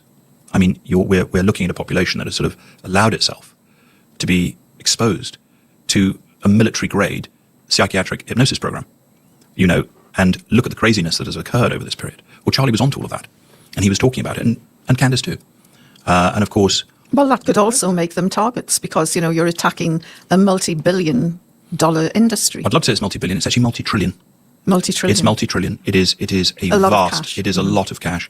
And there are some people that have integrity in this world who wouldn't compromise their integrity for money. I know you to be one of them. And you've had the most extraordinary track record as a journalist. But there are others who are willing to sell out actually for very little money. And that's a shame. But that is the anatomy of life. And what is good, and the reason I think shows like this are so important, is that truth itself can go through 16-inch armor plate. And when people actually hear the truth and they start thinking for themselves, well, they can, anybody can look into the history of psychiatry. I mean, if somebody actually wants to look into the history of psychiatry, there's an organization called the Citizens Commission of Human Rights, cchr.org is their website. And you can, what I'm saying here is not new information. This has been known since about 1966. So it's not a new analysis, but it's becoming much more relevant today. I think really because of the vast numbers of people that have been told there is no cure for depression here, you're just going to be hooked on these drugs for the rest of your life. And eventually these drugs destroy people. I'm just wondering how they square the peg that the evil that goes on in South America, the evil that goes on the continent of Africa, the evils that goes on in underdeveloped third world countries, how is that informed, or how is that rather impacted by psychiatry? Yeah, I don't think they can make that leap other than the people that are influencing those parts of the world are influenced by psychiatry. So but they've already been doing it, though. They've already been doing it before, Dr. Jared or psychiatrist Jason get there to infect them with the foolishness virus. They were already killing each other, eating each other, and doing all kinds of really gnarly things. So how does that work? It's almost like we're born sinful. I don't get how this is such an odd. Somebody said it was an odd interview. I don't even get how this even works, man. Yeah. Let's finish this up. And of course, in the military sphere, they're used with a far more nefarious intention. So it's interesting. Well, the Americans did a lot of experiments with their own military over psychiatric drugs. They did. Probably looking to get fearless soldiers, or what makes somebody feel invincible and not fearful in a combat situation. Yeah, well, that was when in 1951, the founder of Scientology, L. Ron Hubbard, was if not the first, I think he was the first person to document in writing. It's in his second book, it's Science of Survival, it was written in 1951. The precursor to the MK Ultra program. And the MK Ultra program, he called it pain drug hypnosis. They would drug somebody, they would expose them to pain, and they would hypnotize them at the same time. And the military was starting to experiment on their own citizens with these psychiatric techniques. Because far from being any type of benign science, psychiatry is actually a political weapon, and it's been used as a political weapon. So they developed MK Ultra, which began, I think, in 1953, and that's now very well documented. And this is what Candace has really been, that's the line she's been going down. She's been looking into what are the actual origins of MK Ultra, and is the MK Ultra program really effectively still in use? So, it's kind of funny, and I don't want to pick on this because I do think L. Ron Hubbard is a fraud, but you do realize what L. Ron Hubbard was writing about. Just that little description that he gave right there. You do know what that is, right? Which little description? The little description about, pain, drug, right. pain, Drug pain hypnotized? hypnosis? Yeah. Yeah, you know what that is, right? Uh-uh. That's a super soldier program from Captain America and Marvel Comics. That's exactly what it was. Right. And if you don't believe it, look up the Weapon X program. That's what started Wolverine. That's what created Wolverine. That's all that was. And so L. Ron Hubbard was literally riffing off of, or maybe Marvel and DC came up with it after the fact, but that's what it was. The super soldier serum, and the super soldier program and the Weapon X program. That's what they're talking about. Yeah. And I'm like, Interesting. dude, Now, I'm like, dude, I go will ahead. say that there, MK Ultra and experimentation, all those things went on. The level Yeah. of I guess involvement they have now in our lives, I don't know. There's a lot of people that buy into it as like Reagan used to say, there's nothing so permanent as a temporary government program. Correct. And it was that something that has just grown legs and walked away into something crazy. The Project Mockingbird and all that other ways that they control our minds and control our conversations and all of that. But yeah, it makes sense. And L. Ron Hubbard was, I mean, he was an author, he was a writer. He had the creative imagination, and he slapped some stuff onto a piece of paper and said, "Well, this sounds like a decent worldview. Let's see who will buy into it." And Right. now they've got cathedrals built all over the U.S.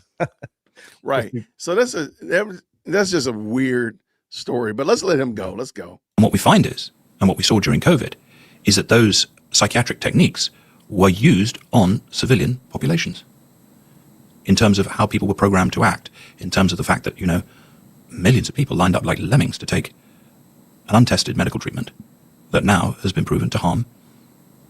I don't think there's anybody that has Well, has it been proven, though? I mean, I was one of those sheeple that Right. that lined up and Many looked, did. I was just terrified of the whole COVID thing. Yeah, And many were. My mother did too. My mother was terrified, and there was a lot of fear creation in the media. That's something that, in hindsight, we can look back at and we can say, well, how good was the data that was being put out by the mainstream media? How reliable was it? well, if you stand up today and start putting a question mark over COVID medicine, people get shut down on websites, kicked off social media platforms. It's a very hot topic. Well, my Twitter account was removed and my Facebook account was taken down, and I was censored when I presented a cure for COVID. And of course, the cure now is acknowledged as working very, very well indeed. Thankfully, after Elon Musk bought Twitter back, I was given back my Twitter account. They'd skinned a few 100,000 followers from me, but no, it was. We've lived through some very, very dark times with regard to the media, and I think it's a subject that not everybody still is willing to communicate about. Other than, fun enough, in the farming community, where I was very open because I spend a lot of time with farmers down in the West Country, and I've had about 5 to 10 farmers come up to me recently and say, you're so right. Friends of mine's daughters, they're miscarrying. We think it's something to do with the vaccine. Well, maybe they're right, maybe they're not right. But I would say the grassroots awareness that something negative occurred as a result of that is now on the increase. But the whole point of a vaccine is to eradicate a disease, like smallpox. Well, I mean, listen, it's a point of educating oneself. One vaccine that deals with smallpox is not the same as an mRNA vaccine that was developed in record time. It's two completely different technologies. And some would argue that, the mRNA treatment is not technically a vaccination. But I became very close friends with a fellow who invented mRNA. He's a fellow called Dr. Malone. And he was part of the original pilot program. He told me, don't put it anywhere near your body, John, and don't let any of your family take it. And actually, I flew him into London at my own expense, and I put him up, actually, in a hotel in London. And he gave a big presentation to a lot of politicians at the Carlton Club. And he is somebody who most certainly understands the technology of mRNA. So you're not saying all vaccines are bad, don't take any? No, of course not, no. But I think that, sanity is the ability to differentiate. Coca-Cola is not the same as sparkling water. So, you don't have to say, well, all drinks are bad. Coca-Cola probably, yes, is rather good for cleaning the toilet, apparently. But, personally I enjoy it, actually. But it's clearly sparkling water is healthier for you than it's the ability to differentiate. Because that's in the title of your book, The Restoration of Sanity. Yeah. I mean, what's happening in the world today? Is it that politicians just feel that they can stand up and lie to us, which some inevitably do? And, we've seen things happening and unfolding in America, and you think, what the hell is going on there? Well, and I think that's exciting because the world is actually at a very critical point. Well, it all depends which end of an ice gun you happen to be on. No, I agree. But I mean, I think the world is recognizing that there is something seriously wrong. Even people who normally wouldn't be paying attention are now starting to pay attention. And they're in a state of what could only be described as need of change. Well, you see, below that state, you have the state of apathy. And that's actually the hardest thing. You'll find this out as you campaign in Glasgow. That's where we are in Britain at the moment, isn't it? Apathy. A lot of people are in apathy, but a lot of people are coming up into need of change. Mm-hmm. And need of change is somebody that goes, there is something seriously wrong in the world. I don't know what it is, but I'm sure as hell going to find out. Or I do know what it is, and actually I'm going to do something about it. And that can only be said to be an improvement. And one of the interesting things about Charlie Kirk's assassination is too many people witnessed there. A person who, listen, I, for one, did not agree with everything that Charlie said, as I've said. When he came over here and he communicated that Islam is not compatible with Western civilization, I thought that was a very destructive comment. Unnecessary. But he was free to say it, and somebody else is free to counter it. The fact of the matter is, people like Charlie, not... Did you want to say something about that? It looked like you might want it. No, yeah. So I was, as I was listening to it, I thought, this, I know what it is, and people that realize something's going on and I want to do something about it. Some people that say there's something going on and, I don't know what it is, but I want to find out. So it creates these curious people, and then the people who are taking action. And between that, there is so much gray area where a lot of these folks operate, the ones that we listen to that have been being pushed by the algorithms, i.e. Candace Owens, that, there's people that are offering a perspective because they actually care about what happens in this country, what happens in society and culture. But there's people offering a perspective because it helps them meet an ideological conclusion, or some people that just want to get paid for it. And when I heard him say this, that he's right, that there are people very curious about what's going on in the world and trying to find answers to all these seemingly unanswered questions.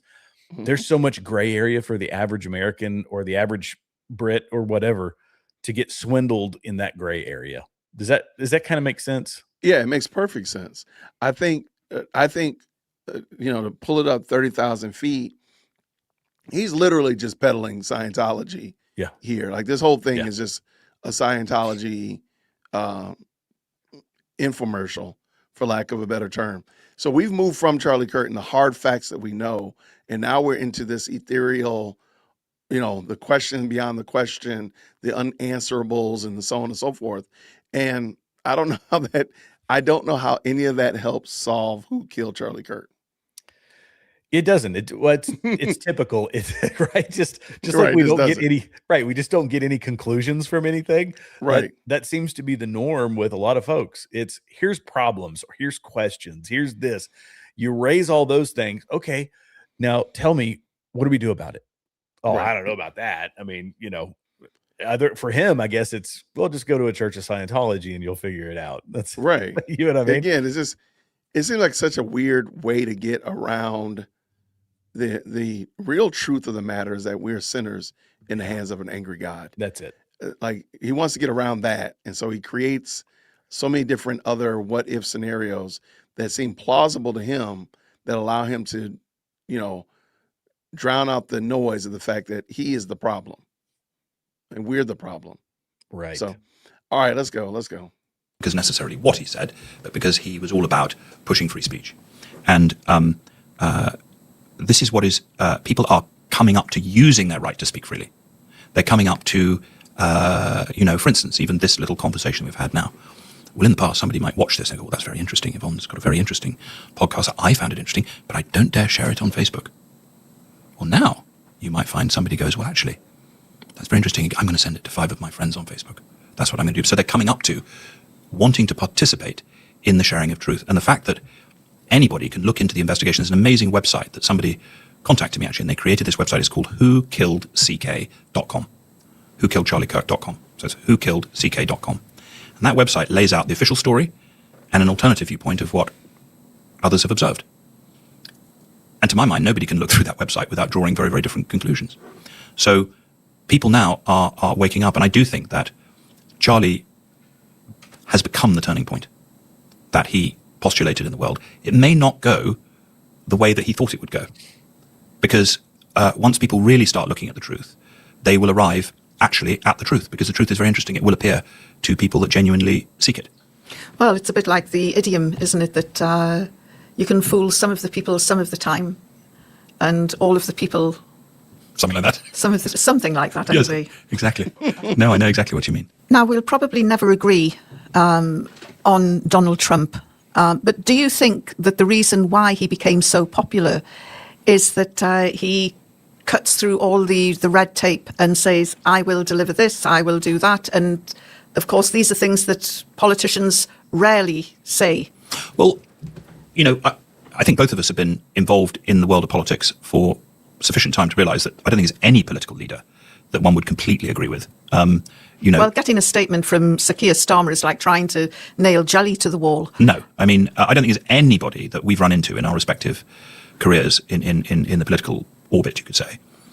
I personally decided to put our, if you like, family name and support behind President Trump when he came down the escalator, is because I saw that Hillary was already suggesting a no-fly zone over Syria, and I considered that stupidity would have resulted in a war with the Russian Federation.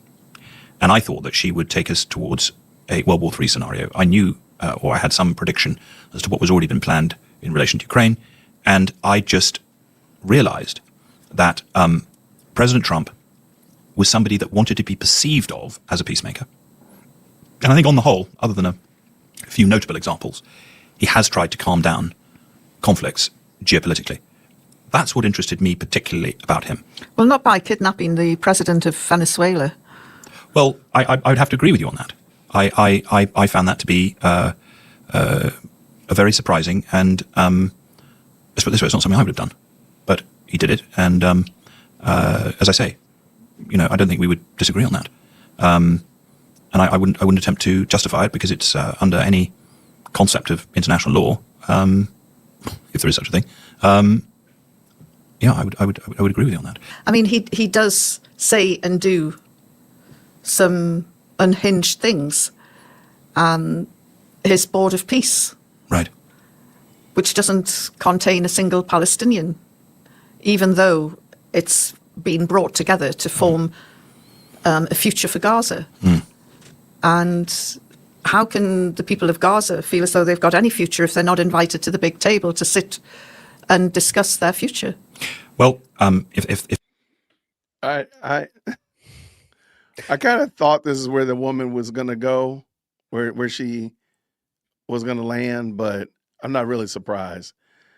Well,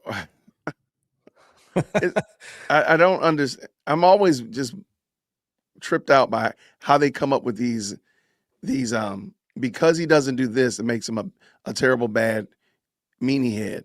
It just seems kind of crazy, but okay, go ahead.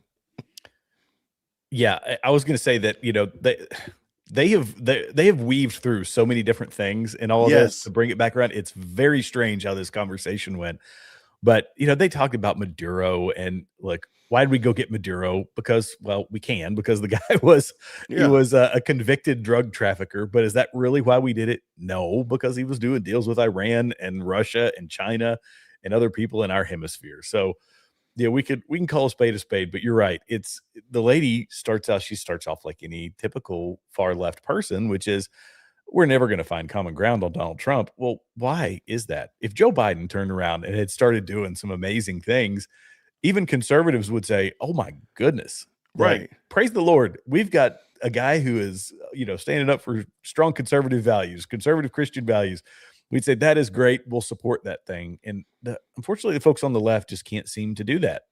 It's like complete mental capture. But I don't know. You're right. They Well, I mentioned it this week.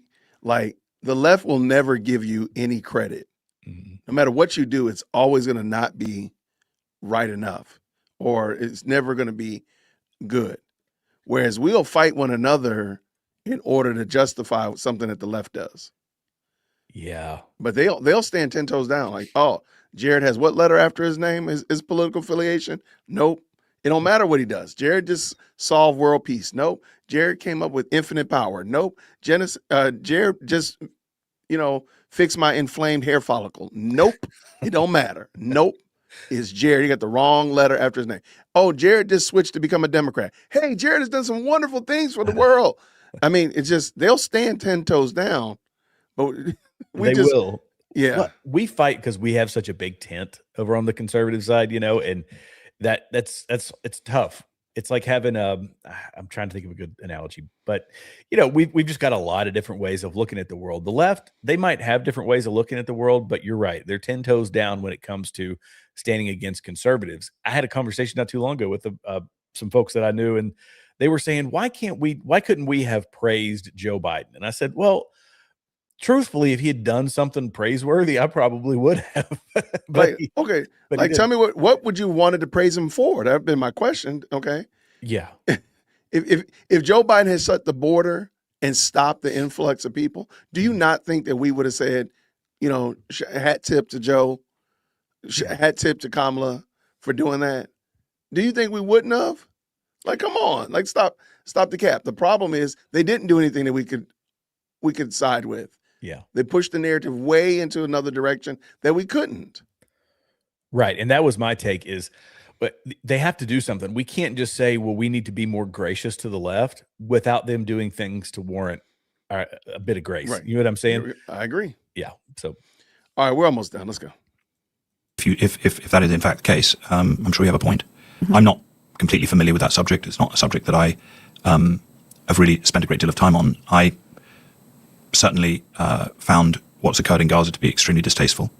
And my observation on it is I am very, very worried for many Jewish friends of mine who their lives here in England have been made almost impossible because the actions that Israel has taken in relation to Gaza, it's going to take a long time for a lot of people to forgive that, if indeed they ever will forgive it. And I think Candace made some very strong points on that.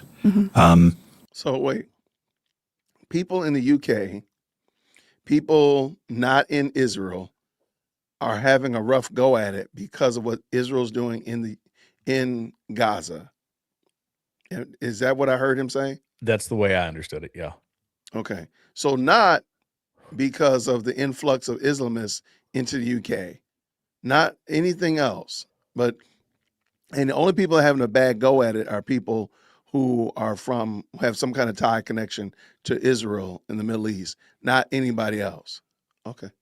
You're responsible for your own destruction, not responsible as opposed to your destruction being the responsibility or being taken place, or golly, I'm completely screwing that up. Taking place by the people who actually want to destroy you. Does that? Oh, got it. You know what I'm Okay. saying? It's their fault. Yeah. Right. It's their fault. This is such an interesting take. Okay, whatever. Yeah. And the idea of creating some type of sort of holiday resort there, I find that to be absolutely, utterly distasteful. I just think that some of the things that he said and done have been positive. I will hand over the JFK who killed him files. I will hand over the Epstein files, except he hasn't. And people know that there's something rotten about these cases and they don't like being lied to. No. And How funny it is that I don't know when this was actually filmed. I heard him say 3 months ago. So that sounds like it might have been like December. They just uploaded it yesterday. So I apologize but isn't it funny that John Mappin is in the Epstein files and not and John Mappin is in the files, and he's got there's some questions that need to be asked of John Mappin. Yeah. But it's just odd it's comedy that he was in the files and he's over here talking big and trashy, and that's wild work. That's crazy work. Oh my goodness. so having somebody come in and promise to unveil this and expose that is like a breath of fresh air. Yeah, it is. It's a breath of fresh air if indeed he follows through on it. But he hasn't yet followed through on Epstein. He hasn't yet followed through on JFK. JFK.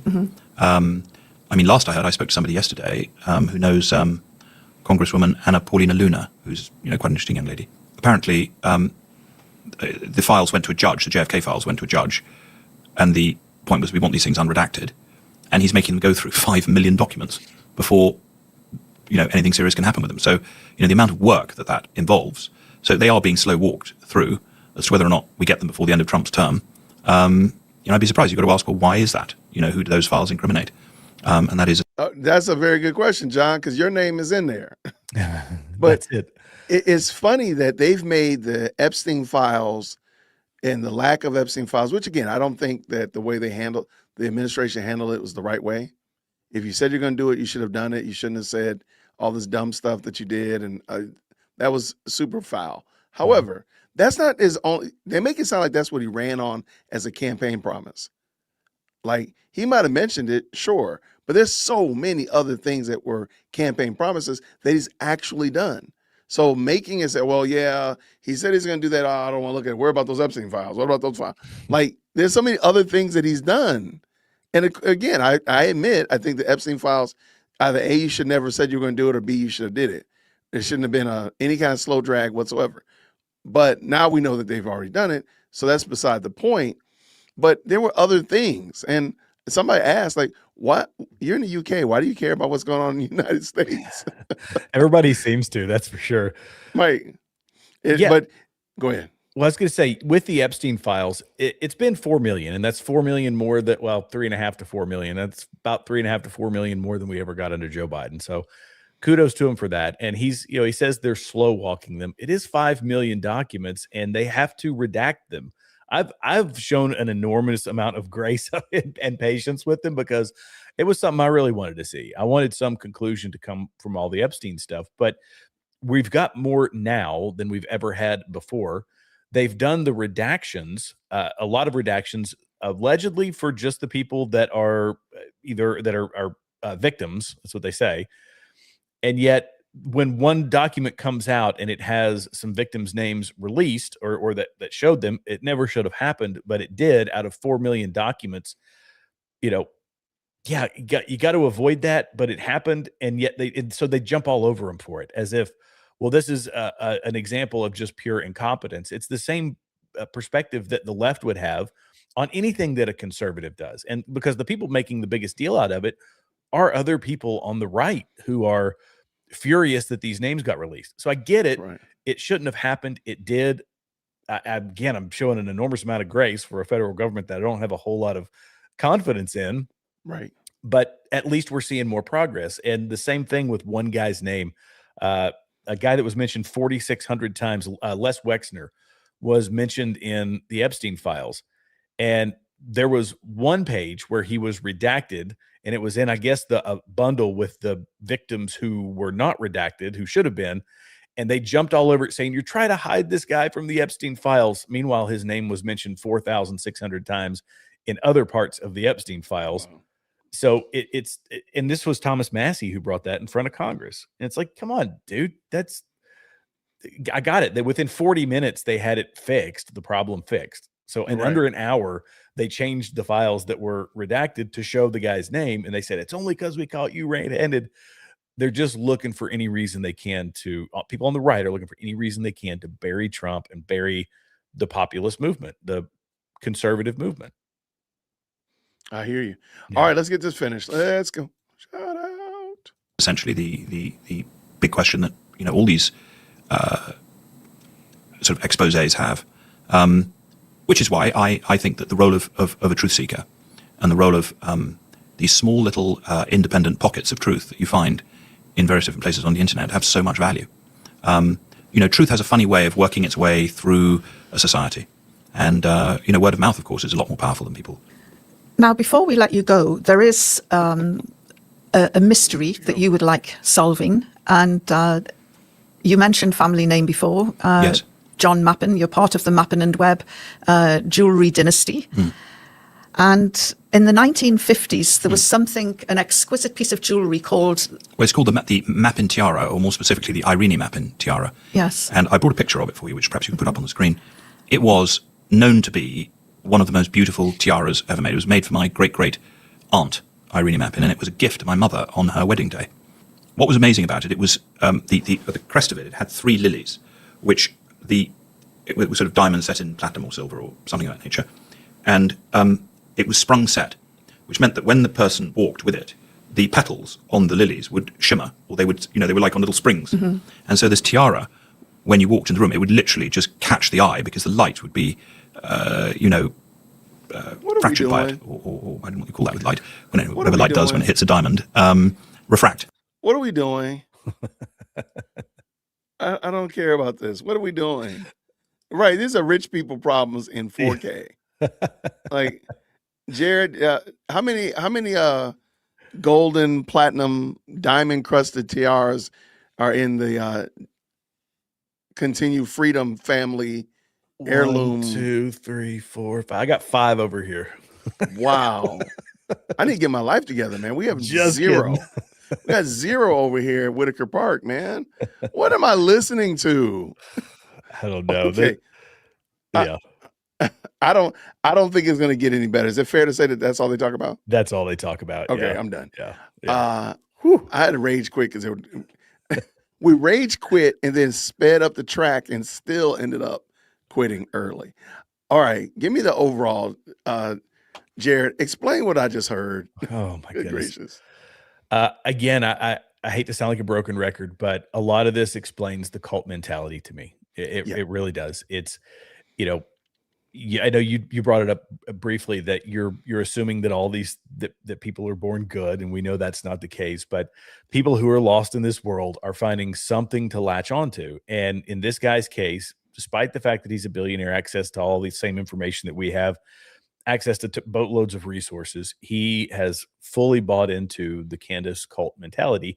And I think that's, it kind of made me sad when I hear that, when I hear all these faulty, what I believe are faulty, he's got his right to his opinion, these faulty For sure. explanations for a lot of the things that are going on in culture and these other things that I feel bad for the people that are lost and kind of see it that way.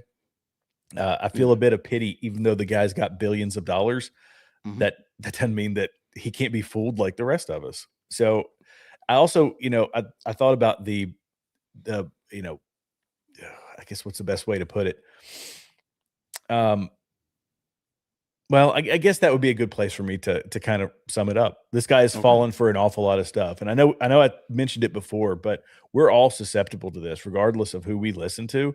And I don't want to sound preachy on this one, but we can listen to somebody and it sounds so good that, I've got the preconceived notions. We both do. Everybody's got some preconceived For notions. sure. Yeah. And we can hear somebody and we really latch onto it. The crime for us is when we don't dig deeper into it, we don't validate, we don't verify whatever it is that they're telling us, because at face value, anybody can say anything. And when, I talked about the people that are on the internet that are trying to offer a perspective because they care about the people around them, people that are offering a perspective because it helps them meet some ideological end, or the people that are offering a perspective because they want to monetize other people's curiosity.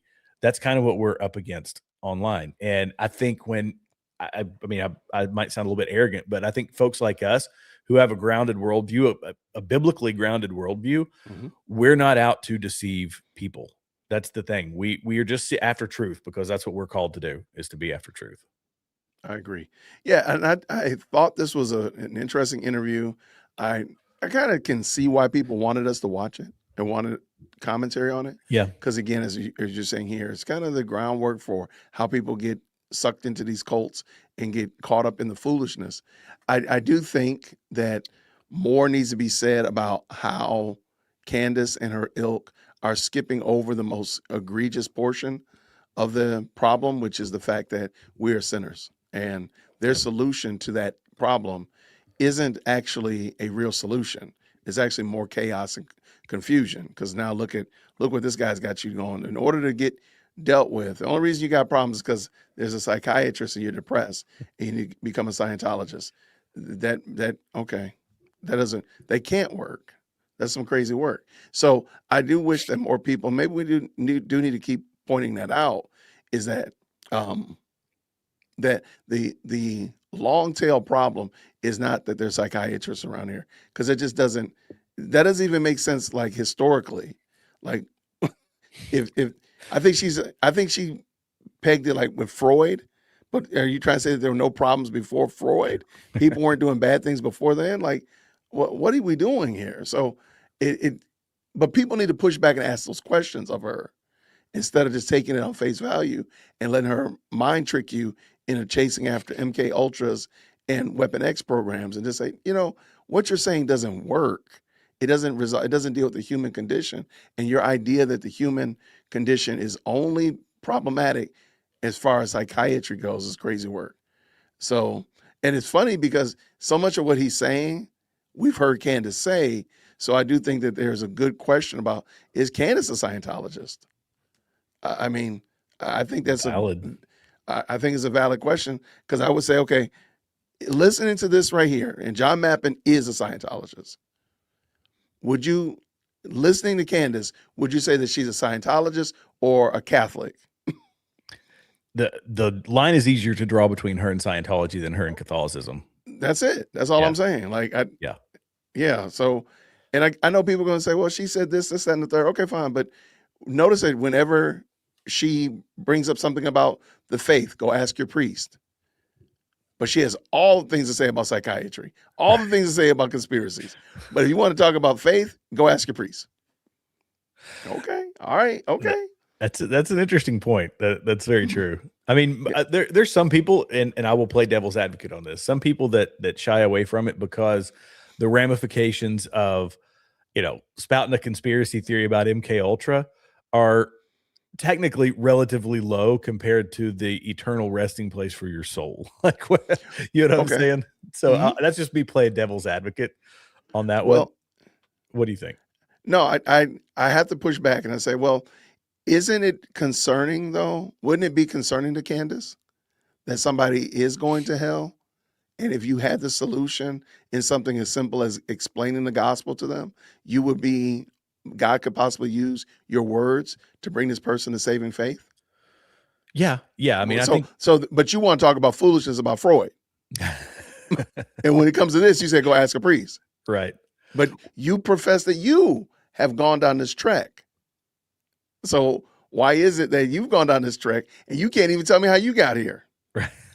If you got there. If you got there. That's if you got there. Like, you can't tell me that I prayed a prayer or somebody sat down with me and went through the Romans road with me or whatever. Yeah. You can't even explain that, but you can sure tell me about Freud and these MK Ultras and Project Paperclip and Project Bobby Pin, but you cannot tell me about who Christ is. Okay. All right. Okay. But you're a Christian. Gotcha. That's valid perspective. That's valid. I just know people, I've known people that they're quite timid, especially if because how long has she been a Catholic? You as long as she's been married. So, Okay. so however long she's been married, probably a year shy of that. But I mean, she goes to Catholic conventions. I've done reviews of her speaking at Catholic events. Yeah. And she's going to be at one in March. And again, all I know is John 10 told me, the guy said, look, I was blind, but now I see. Yeah, that's it. I'm just saying, like, she can't say I was blind, but now I see. Yeah. That's not a long testimony. I was blind, but now I see. 7-word testimony. She can't even give me a 7-word testimony. Okay. All right. Okay. I'm just being mean, I guess. I'm just being mean. Well, now I'd use it all the time on my show. When I see somebody, the fruits, by their fruits, you'll know them. And that, what is being produced by that person? Is it individuals being, is it awoken? Is that the right word? Are people being, exposed to a new way of thinking and being like, oh, okay, well, that seems maybe a bit more reasonable. Or are they people that are becoming combative? And 9 times out of 10, the folks that are listening to her stuff, they're becoming more combative and not around some set of principles because I don't want to say combative. We should be fighting, I believe, this inside of this culture war, but they become aggressive and hateful and vindictive. That's not what we're trying to produce over on our side. It's fight in the court or fighting the culture war with better ideas and with a solid moral framework. She ain't doing that. There we go. And I just think it's interesting. I mean, I think people will come at me and tell me, oh, well, she says she's a Christian, this, that, and the third. Well, show me the fruit. What is the evidence of that? If you look at her live chat, if you look at her comment section, look at her X feed, like show me the Christian behavior that you would say, oh, that's Christian. Yeah. Okay. I'm just asking questions because, that's how we all start. Asking questions is fair game. Remember that. So I can just ask questions because Candace can ask questions. I'm just saying. You're right. No, that's it. I'm just asking questions. I'm just asking these questions, and we're going to do whatever we're going to do with these questions. Y'all, this has been fun. I appreciate it, Jared. Thank you so much, man. Thanks for having me on, brother. I appreciate it. Ain't no problem at all. I'm going to knock out these supers real quick and say thank you so much to these very kind people. What does MT say? Charlie brought nothing on himself. We read this earlier, but I'll keep going. He brought Candace on his family by not denouncing her while here. I love him, but he was selfish in that regard. I I don't know about selfish, but I do think he was definitely blind in that just how bad it would become. I don't think he had any clue. What does Rebecca say here with the 5? Have you heard about the leaked audio of Candy saying her and Charlie joked about marrying each other? Not sure it's real. I don't. I heard it. I had the exact same questions. Did you hear that video, that audio? I did not. I don't remember if I saw it on X. It's an audio clip. I don't know where it's from. I didn't know the veracity of it, to know whether or not it's true or false and whatnot. It's just I don't know, like a 3-minute clip of her talking. It does sound like her. It sounds akin to her, but she's talking about her and Charlie were kind of joking about getting married, and they went to a bridal shop, and she tried on dresses and he tried on a tux. It just sounds like a very corny story. I'm sure everybody probably has a story that's very similar. Hanging out with a good friend. It sounds like something that could possibly happen. I didn't talk about it because I didn't know it happened. Somebody will probably put it in the chat or something, and I'll send it to you. But I'm not gonna play it because I don't know I don't know if it's true or not, and that's all Cantifa wants. Yeah. Shout out to MT again with the 5. A man just unalived his family. Said he would go berserk if people speak out against the trans. So they would do that, but not take out Charlie. Ridiculous. That's a good point. His own family. Yeah. His own peeps. Yeah. MT said again, 30,000 plus unarmed civilians unalived in under 2 weeks in Iran is a humanitarian issue that John Mappin dismisses and Candace laughs about. I hate hypocrites. Yeah, Candace literally joked and said that people don't really want, it's not really a real protest. It's BB wants more land. I believe she said. Yeah, she said BB wants more land, and that's why anything's going on in Iran. And she only talked about it one day, and it was like really like a 3-minute passing commentary. Well, Nick Fuentes said something about it too, that these protesters need to, well, you can take the color commentary, how he went with it, and just they're terrible people. I can't believe they need to submit to the government of Iran and so on and so forth. There's some weird takes over here on the right. Yeah. Sarah, thank you so much for becoming a brand new member. I appreciate you. And Junebug has been a member for 3 months. It said, can we call Candace's Truth Candyland? From the 80s kid, from an 80s kid, I love it. She is definitely living somewhere else mentally. No, I totally believe that. I totally believe that. Thank you so much for being a member. I appreciate you, Junebug. What is this right here? What's going on? Look at this guy. Good to see you, Bronson. Thank you so much for following on through, my friend. What? That had to be all Candace's mind, and Charlie would entertain the idea of marrying her. Hey, I proposed the idea that Candace is going to say that her and Charlie were involved in some adult happy time. I still believe that's going to pop up. She's just going to say it. She's just going to say it. I know it's crazy, but it's going to be crazy work. Why not? Let me ask you this question. Why would she not? Yeah, I mean, that to build the story, right? To build the story of how close she's still fighting that battle, that where she and Charlie were sitting when all this took place, where their relationship was. Yeah, I could see AI audio being leaked, that being the case, with you said you couldn't verify the validity or whatever of that 3 minutes. Look, that you can make AI audio say just about anything. I'm sorry. Saying that it's I believe she's going to say it. I believe she is going to camera on say it. Right. That's what I believe is going to end up happening, in my opinion. Boy, it'd certainly boost her viewership for a while. I mean, well, let me ask you a question. Let me put this. The Charlie Kirk that we know from the stage, the Charlie Kirk that Candace has successfully painted a picture of, are two different people.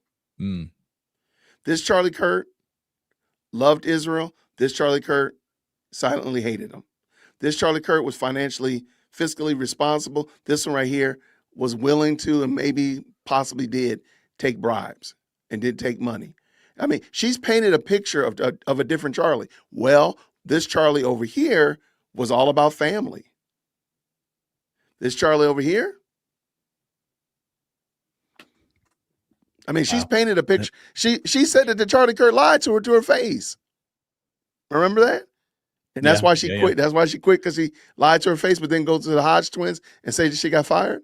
Yeah. So again, she's painting the tale of two Charlies, and I won't be surprised. That's all I'm gonna say.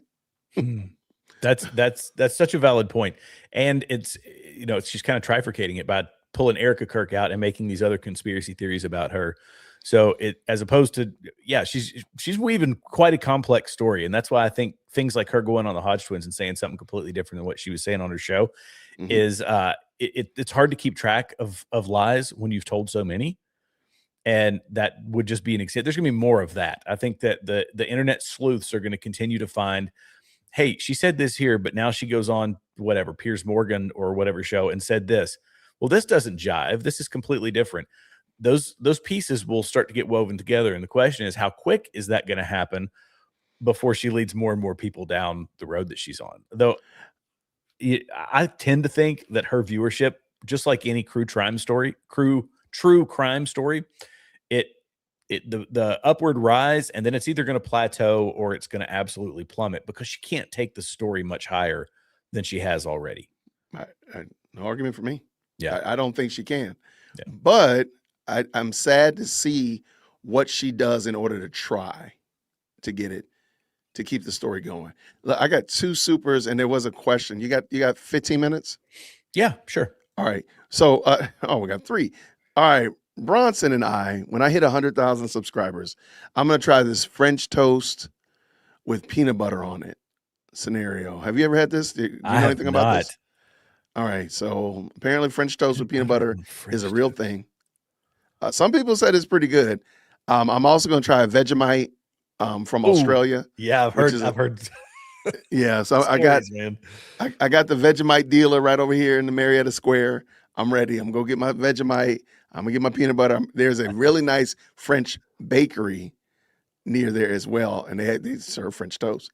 So I'm going to do it, and I'm going to do it as a live. So as soon as I hit 100,000 subscribers, it's on and popping. So that's the deal. All right. So you've never tried, is what you're saying? I have not. No. We're gonna get you. We're gonna have to get you on there. You Man. go. We gotta get you on there. We're gonna get you there, man, for sure. Now I have done a peanut butter and banana sandwich. I don't know if that was a thing down in Georgia. What the heck is that? Stop. Peanut butter and banana, fried peanut butter and banana sandwich. Where do you live? I'm in East Tennessee, man. What's wrong with y'all people up there, man? Wait, did you say, hold on, wait. You said fried peanut butter and banana? Oh, yeah. Put butter I gotta on kick side you of off the the bread. show. I'm kicking you off the show. I gotta go. I gotta kick you off of here. Hey, I gotta kick that guy off of there. Anybody talking that kind of craziness, we gotta kick him off of here. All right, bring him back. What? Fried peanut butter and banana? Oh, bro. Did you eat that on purpose? Oh, yeah. You butter one side of each piece of bread. You put peanut butter, you slice up banana, you put it on it, and you like it kind of like a grilled cheese. And so you got buttery bread on the outside. This is why we have a serious health problem in East Tennessee. Lots of heart disease in our part of the world. Y'all eat that on purpose? Okay. Oh, you know what? Bro, okay. So all right. good. God bless you, man. Look, I'm not eating fried peanut butter and banana. I'm doing Vegemite. I'm already doing the peanut butter on the French toast. We're not doing that. No, we're not doing that. If it's AI, it's the best troll ever. If it's authentic, I guess maybe her ghetto cousin turned on her or her Candyite. She's talking about the audio clip of Candace. Okay. I don't know, man. I just didn't. I was mindful. I said, "Wow, this sounds really interesting." If I put this out there and it's lo and behold it's a troll, or lo and behold it's fake, that's going to hit the reputation of the Jay Witt podcast. And I said, I'm not that hungry for content like that, so I'll just leave it alone. So I left it alone. If somebody comes back and finds out that it's true, or Candace admits that it's true, then so be it. But I'll just be late to the party on that one. Last one real quick. Thank you so much with the 5. I shared an image of Erica with her mom from September 7th, and the haters are attacking me. You know why? Because they're evil, wicked, good for nothing, low down people. That's why. Mm-hmm. I'm sorry. They're just evil people. My name is Jason, by the way, dearwokec@gmail.com. Cantifa is an evil, wicked group of people that don't know Christ, that don't know empathy, that don't know truth. If it ran them over with an 18-wheeler eating peanut butter and banana sandwiches. Like, just to stop it. You need Jesus. There. My name is Jason. All right. So Graham Allen did a video today. Had you heard about this with the witches? I had not. In fact, I saw it before. We're I gonna saw watch it right now. a teaser for it beforehand. Yeah, we're gonna watch it real quick. I'm taken aback. I'm like, the stuff that Candace, and this actually will feed into what you just said. Like, she can only go but so high. I think she has now reached the she's reached the event horizon. I don't think she's gonna be able to break out of the gravitational pull of Earth with this one, because this is crazy work right here. Check this out. All right, let's move us over here so we can a little bit better. All right, here is the Graham Allen clip from this afternoon. Because I feel So- like Green hearts in the chat when you can hear it. Candace has gone down the roads a lot. Well, like we've got a lot of things now. So it was the Jews, it was Egyptian airplanes, cash. it was Yeah. all of these things. Too many to count. Erica's a groomer. We debunked that yesterday about this guy who tried to make it seem like she was kissing some random girl. Turned out it was her niece and all this. But now Candace Owens has moved to, well, let's just do this one first. Now Candace Owens is looking for tips on the witches that cursed Charlie. Let's play this. Let's play this. Am I technically asking the internet to go on a witch hunt? Yeah, I want the names of these priestesses, their real names. I think that's fair. I think that's a fair ask. I have a feeling this might be another piece of the puzzle. Who put the quote unquote spell on Charlie Kirk that he was so concerned about the night before, which I call BS on?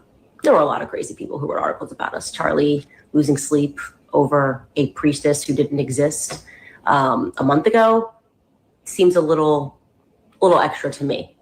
Anyways, if you find anything, email us Candace at more. is wild to say that anything seems extra to her. I will say this is the first thing I agree with her on. There are witches out there. There are people who practice in the dark arts. There are people who victimize people, especially Christians. There are individuals out there that practice the dark arts and the covens to destroy all that is good. One of them's name is Candace Owens. And so, you know, the witches that she's looking for, perhaps she should just look into the mirror, because what Candace is doing is very similar to what witches want to accomplish. Let me ask you this, because is that at all odd to you that she's asking to find out about the quote unquote witches that try to put a hex on Charlie? Does that interest you at all? Yeah. So look, I heard the reports. I think Erica had said that there were some people who online had paid for spells and all of those things to put a hex or whatever on Charlie. And that they saw the council of was it a priest or was it a pastor or who was it? Do you remember? Priest. It was a priest. About that sort of thing. The Catholics are very big into the, understanding the occult and the understanding Got it. the exorcisms and things like that and all that. So asking about it, it doesn't look. Charlie Kirk had on the full armor of God, and you would have to think that there's some chink in that armor for him to be taken out by witches and all that stuff. For Candace, it seems like a good storyline to continue to engage her followers. Do I think that there is, power in the evil? Yes, but I think that the good, that Christ is able to overcome that evil. And Charlie, I don't believe from anything that I know of was susceptible to that. Does that make sense?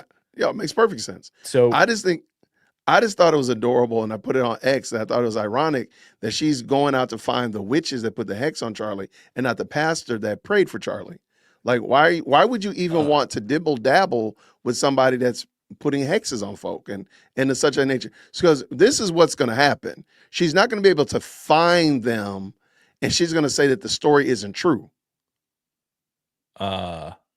And so she's going to say, well, see, I can't find the witches, because it doesn't matter. If the witches themselves, sent Candace a picture of them, with the broom and the hat and the big old wart on her nose, she's gonna be like, I didn't see any witches. I didn't see any witches. Therefore, the story that Erica told is not true. And the reason she called the priest over there is because they were fighting about their marriage. That's why the picture was gone. That's why little Gigi was awake. That's why Charlie didn't have his ring on and he was sleeping in the on the couch. There you go. I think you have learned the Candace Owens 4D chess moves. You're like, Right. what's the famous guy? Oh gosh, his name just left me. Famous chess player that plays right now. I don't know. Oh, dadgummit. I'm not that good at chess anymore. I'm not either. But anyway, yeah, you're Yeah, playing the 4D chess. That makes sense because the witch could come out, whoever this witch is. She's never gonna find him. She's never gonna no. She can ignore him. Oh, it wasn't credible. That wasn't credible. Whatever. Or right. Or if they come out and say, yeah, we didn't put it, yeah, I'm a witch and we didn't put a hex on it. Then she gonna say, see, I talked to the witch that said they didn't put a hex on them. As if that's I'm the spokeswoman. I'm the spokeswarlock for the Witches Association of America. And we have not put out a hit on Charlie Kirk. Like, come on, for real. Like, this is no matter what, she's gonna win this argument, is what she's doing. Yeah. But okay, let's finish this up. I just thought this was wild. I'm telling you, bro, if that's all you got to do to make $300,000 a month on YouTube, I'm doing a whole show on unicorns today. Like, Go to let's do Candace's it. page for me really quick, Todd. I want to look this up. Yesterday she wrote, so she's off this week, but she's not off of social media. So she's still like dropping things on social media. But I saw a couple things that really caught my eye, and I want to break this down here. This is a pinned tweet, Todd. sorry. Keep going. One more. Well, the wild update one. Yep, down right here. Open that up. Open that. Show more. Okay, here we go. Wild update in the Erica Kirk Jillian story. Someone sent me a tip that upon further research, they discovered that at the time of her textual, see how she's trying to say sexual there, relationship with Erica, Jillian lived in a trailer park within a neighborhood that is known for the highest incidence of child sex trafficking. Well, one, I would say this. Anyone that's lived in like Democrat areas and high crime areas of trailer parks, that's kind of like a duh statement. Yeah. That's like saying like everybody knows that in this particular slum of Chicago, murders are at an all-time high. Either way, I forwarded the information to Jillian and she confirmed it is true. So that's what Candace does. She's trying to say, oh, Jillian's confirming that, yeah, Erica like tried to have sex with me. But that's not, no, Jillian confirmed that she lived in a trailer park neighborhood that was bad. Okay, so then she goes on to say this. So to recap, after striking up a bizarre friendship with the 15-year-old girl who lives in a trailer park without a father, a then 25-year-old Erica proceeds to love bomb Jillian by telling her how beautiful she is. She then asked Jillian for her address to send her chocolate-covered strawberries, meaning Erica was plenty aware of where Jillian lived. Erica knew she was not living with a father in the home, just like Erica knew she was a minor, and yet, according to Jillian, this did not stop Erica from arranging for her to get photographs taken without even having communicated with her mother. This has been debunked, by the way. The mother is the one that drove her to the photo shoot. And the photographer was a renowned Christian photographer that took headshots for models, actresses, beauty queens, all this stuff. So what are you talking about? So the mother knew. The mother knew. And also, this is what Candace Owens leaves out because she was never in. And this is the last part.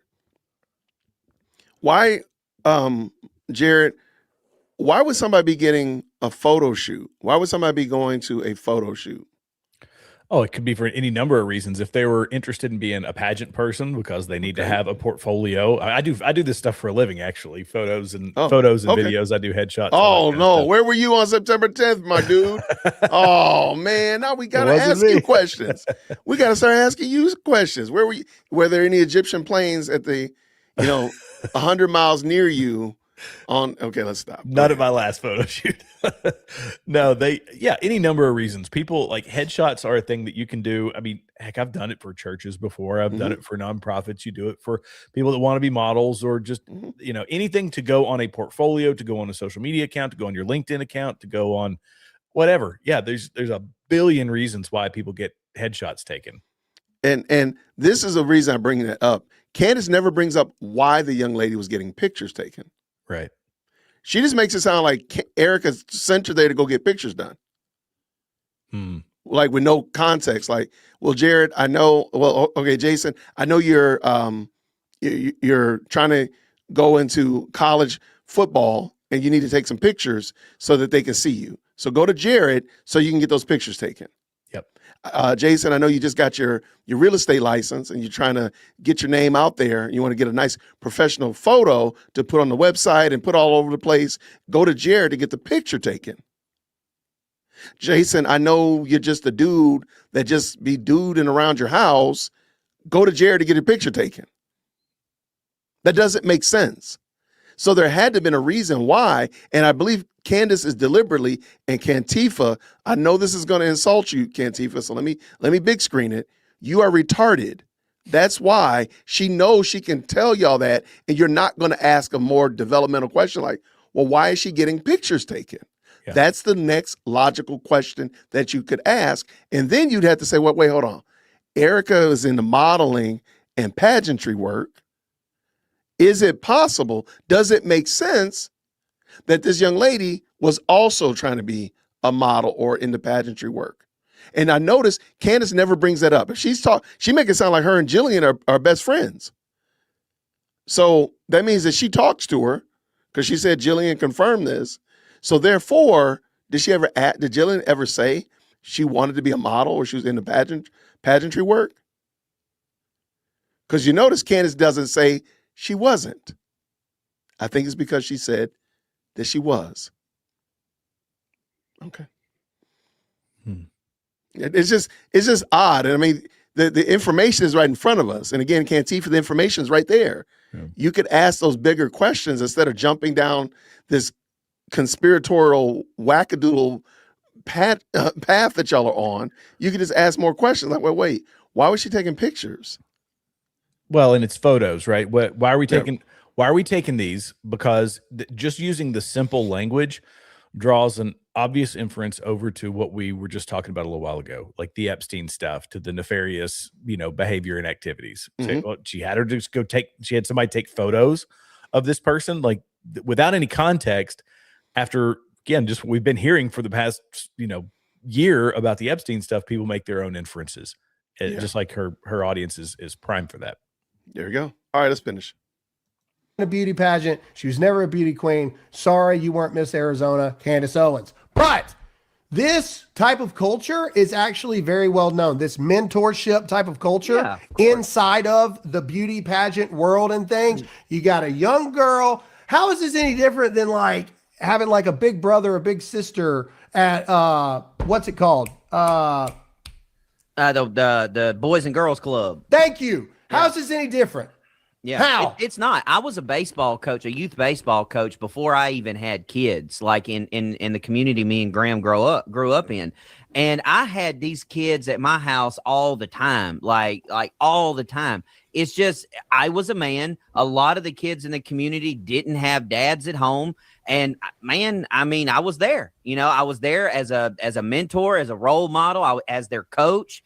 That's a normal thing for people who care about people, for Christians who actually care about the lives of people in their community. It's a normal thing, but apparently you can't be normal anymore. Correct. But let's finish this out. Let's finish this out because this was the interesting thing here. And then, of course, I believe that this was a shot at me here without it being a shot at me. Any person defending this is demented. So that's Candace's new thing. If you disagree with Candace, you're a pervert, you're demented. Here's what I love, and this is the power of the pushback to an extent. She goes, to be clear, I am not accusing Erica of having committed any crime. Talk about your lawyers getting a hold of you, Candace. Yeah. Okay, I'm gonna stop for a second. I just want to pick a fight real quick. I think you all will enjoy this. In the chat, tell me some organizations that maybe you would have youth working with adults. So I'll throw one out, the Boy Scouts. Okay, I'll throw that one out. So in the chat, just tell me some organizations that you would have youth working with adults and like a mentor relationship. Okay. Let me see some of them. You got any that you, Jared, I'm gonna put Boy Scouts in here. What do you got? Yeah, Boy Scouts. I mean, I guess you could say Girl Scouts if do they still have Girl Scouts? I think they do. Still a thing. So, I know that. yeah. I know they sell the cookies. Scouts. Let's see. I'm calling any number of youth organizations. I mean, like just any adult working with kids. I mean, I don't know, Little League baseball. I mean, okay, that could work. Yeah, youth group. I mean, youth group at church. That's obviously one. Yeah, Awanas. Yeah, Awanas. Eagle Scouts. I mean, there's a lot of different organizations. Now, would it at all be weird to you, or would it all like make your spidey senses go crazy, Jared, if Candace was in one of those when she was a young lady? No. Would that wouldn't you wouldn't be surprised? No. So this right here, Candace Owens being a part, let me see this. Candace Owens, she played track. She ran track, please forgive me. She was a cheerleader. She was in the FBL and Big Brothers Big Sisters. Oh, that's another good one. Yeah, Big Brothers Big Sisters. And that is yet another organization that deals with that. And it just seems so weird that she seemed to have forgotten that she herself was in a type of organization similar or relationship with that Big Brothers Big Sisters, where she got a professional photo taken. If you look at the photo that's obviously there you go. That's obviously an Olin Mills or something type photo. Yeah, that's an Olin Mills. You know, that's some Sears. That's some Sears photos. Yeah, there we go. Her hair's done, earrings. She's got professional lighting. It's shocking that still happens today. You know, right? It's just funny though. I mean, like at some point, and that I really believe that the irony of Candace's, the duplicitousness of it, of the fact that she'll say something and she herself has been doing it. Yeah, is that right there is just that's some crazy nasty work. All right, I'm gonna finish this up. I just wanted y'all to see that. I thought that was adorable. I don't know why my chat has been slow. Campfire, that's right. I remember that. What was it? Somebody said the Campfire Kid, YMCA. There we go. Oh, there's another good one. Yeah. Yeah, my cheerleading. Yep. Boys and girls clubs at school. Yep, absolutely. Oh yeah, all the clubs at schools. We had a ton of them. Yeah. So that's what I'm saying. Like, but I've mentioned this before. Like, Candace isn't willing to be gracious to somebody and just say, you know what? I'm not going to assume, like, for example, Jared, I was tongue in cheek asking, where were you on 9/10? Okay. I don't really believe by any means or measures that you had anything to do with that. Okay. Yeah. And I don't need to know more. You just said I wasn't there. And that was enough for me. That's fine. Come on, man. Just stop, Jason. Candace wouldn't take that though. She's like, no. I need to see some metadata. I need this, that, and the third, and all this other stuff. No, you don't. Like, but I can be gracious and say, you know what? I feel 100% confident Jared had nothing to do with it. I'll put all my money on that. Right. But no, she won't do that. And she won't give you any kind of wiggle room, any kind of like graciousness and say, yeah, that doesn't even make sense. Well, it's you make a claim that is an outlandish claim and then say, because I've got millions of people who say that what I just said is also true. There's now millions of people who are coming for you. And if you don't give me what I want to prove your innocence in my court of public opinion, then you are guilty. It's as good as you being guilty. This is there we go. That's how the whole thing works. Make any accusation you want. And if you don't provide the evidence that you're not guilty of the thing that I say you're guilty of, then you're guilty. No, that's crazy work. All right, let's get done. All right, let's get done with this, guys. Let's go. For real. Talk about your lawyer saying we are about to freaking leave if you don't start fixing this crap that you're doing. To be clear, I am not accusing Erica of having committed any crime, but this is what she does. But I am saying that questions need to be asked because it is my strong opinion, because see, she can't get sued for an opinion that it is utterly impossible that Erica continues to have proximity to people, places, and organizations accused of child sex trafficking. Okay, she's talking about Greg Laurie, All right, Greg Laurie's church, not Greg Laurie himself, but people within the church and all this other kind of stuff. Greg Laurie was on the Make Heaven Crowded tour, whatever. Candace is covering her butthole there. Oh, That's what yeah. she's doing. Oh, yeah. Okay. And then what she does is she makes a factual statement. I am not accusing Erica Kirk of any crime because she knows Erica didn't do a crime. But what I am saying, it's my strong belief. It is my belief that this is bad. In other words, she's telling her cult followers, go out, seek out, destroy her. I'm just This is what asking cult questions. leaders do. This is what cult leaders do. Mm-hmm. And it's despicable. Because on top of everything else, Erica Kirk released a video yesterday. Many people don't know this, but Erica Kirk's mom is not well. Okay, I'm gonna say something. I don't know if this is gonna go well. Some people might be upset with me about this. Erica Kirk needs to stop putting stuff on social media. Okay, social media is not your friend. Just stop. And I hate it because it's a picture. It's a picture. I saw a video of her mom. Her mom is super frail. It's very heart-wrenching. It's sad to see. And I can understand why one would want to share this with people who've been praying for you or people who have been, kind of quote unquote involved in what's been going on in your life. But I think Erica Kirk needs to recognize who Erica Kirk is. And you don't need to share this. That's my opinion. Again, I'm not making it hard and fast, but I think she should stop putting stuff on social media because it only feeds the trolls. It only feeds the people that want to say something wicked and evil and vile to her. So playing But go devil's ahead. advocate again with that, at what point do you say I'm not going to cave to the mob? And I want to continue. I get it. She's in a different position than the average individual, but I'm not going to let the woke mob dictate my life. So I'm going to keep posting. I'm going to post to the people who act to my supporters rather than stop posting to my supporters in order to placate to my victimizers or my enemies or whatever you want to call them.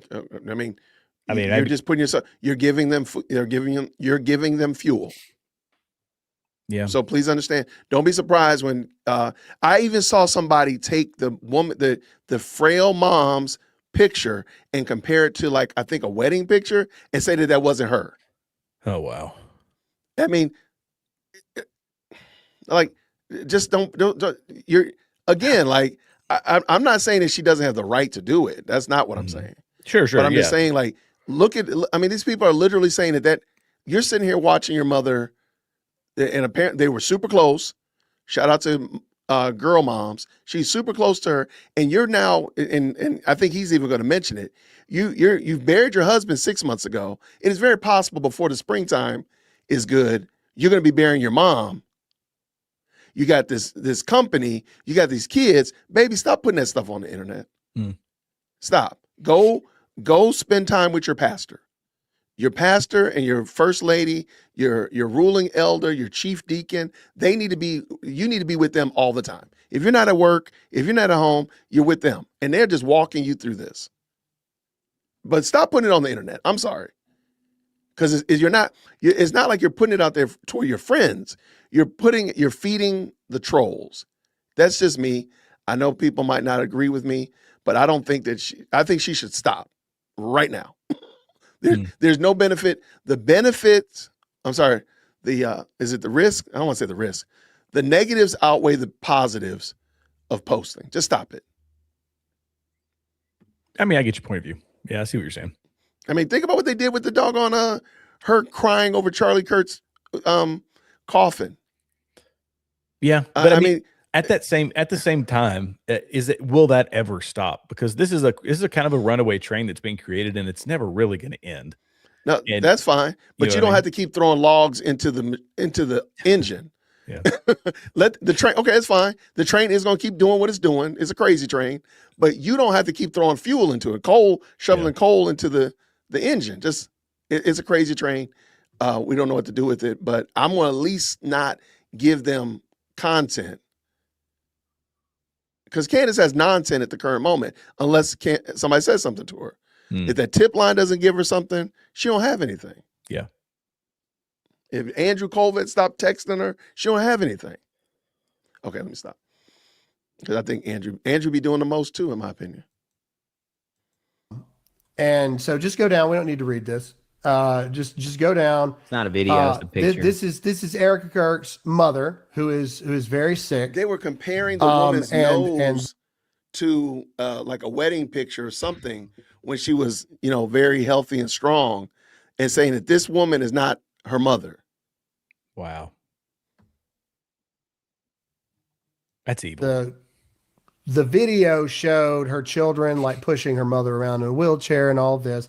Erica says this: the strongest woman I know, the woman who raised me to love Jesus first and fear nothing else, the woman who taught me that the high road may be narrow and lonely, but it is never empty, because that's where integrity walks.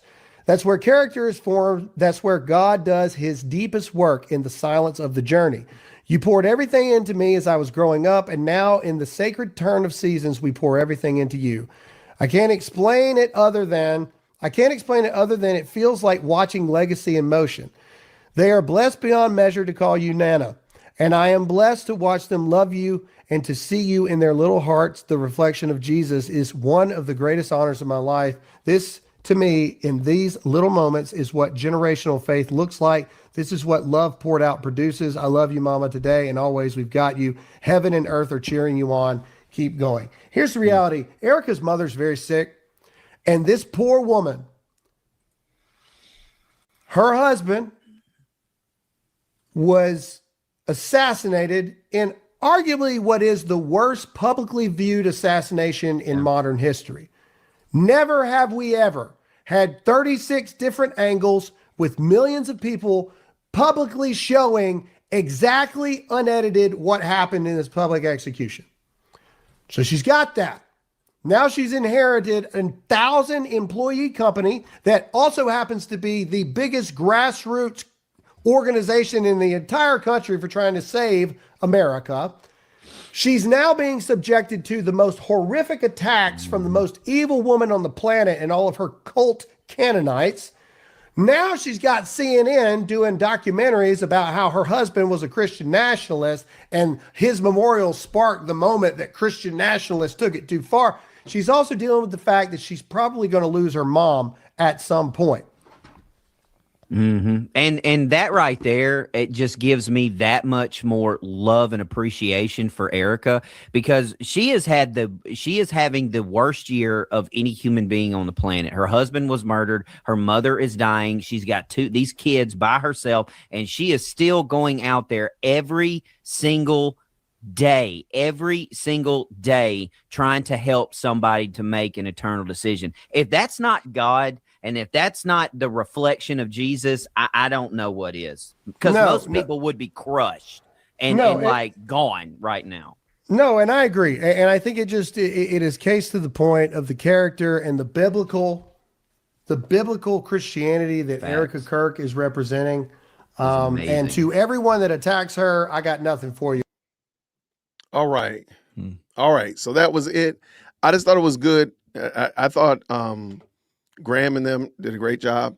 I thought it was useful and such of that nature. So I wanted to share it. So you got anything you want to say about that? It was a good share. No, I mean, it's true. There at the end, they were talking about how she's handled this stuff. And I get it. There's ways that she didn't have to really deal with a lot of the publicity behind TPUSA and being the head of that organization. And she got thrust into the situation against her will, obviously. But the way she's handling things is great, I think. And she's holding that organization together. But, I think I would say that I still kind of disagree that stopping altogether with her social media. Maybe that's just that's me not wanting to relent at all against the onslaught of evil. But no, you do have to think it to your point. She's got to think about her kids. She's got to think about the rest of her family. There's second and third order effects to continuing to live a very public life. And maybe, I don't know. I teeter on that because I hadn't really given it a ton of thought, to be honest. No, it's okay. And there's been some very respectful people in the Best Live chat on the internet that disagree with me. I'm not saying that I'm the end all be all and Erica needs to listen to Jason. All I'm saying, and I have no clue what Erica's going through.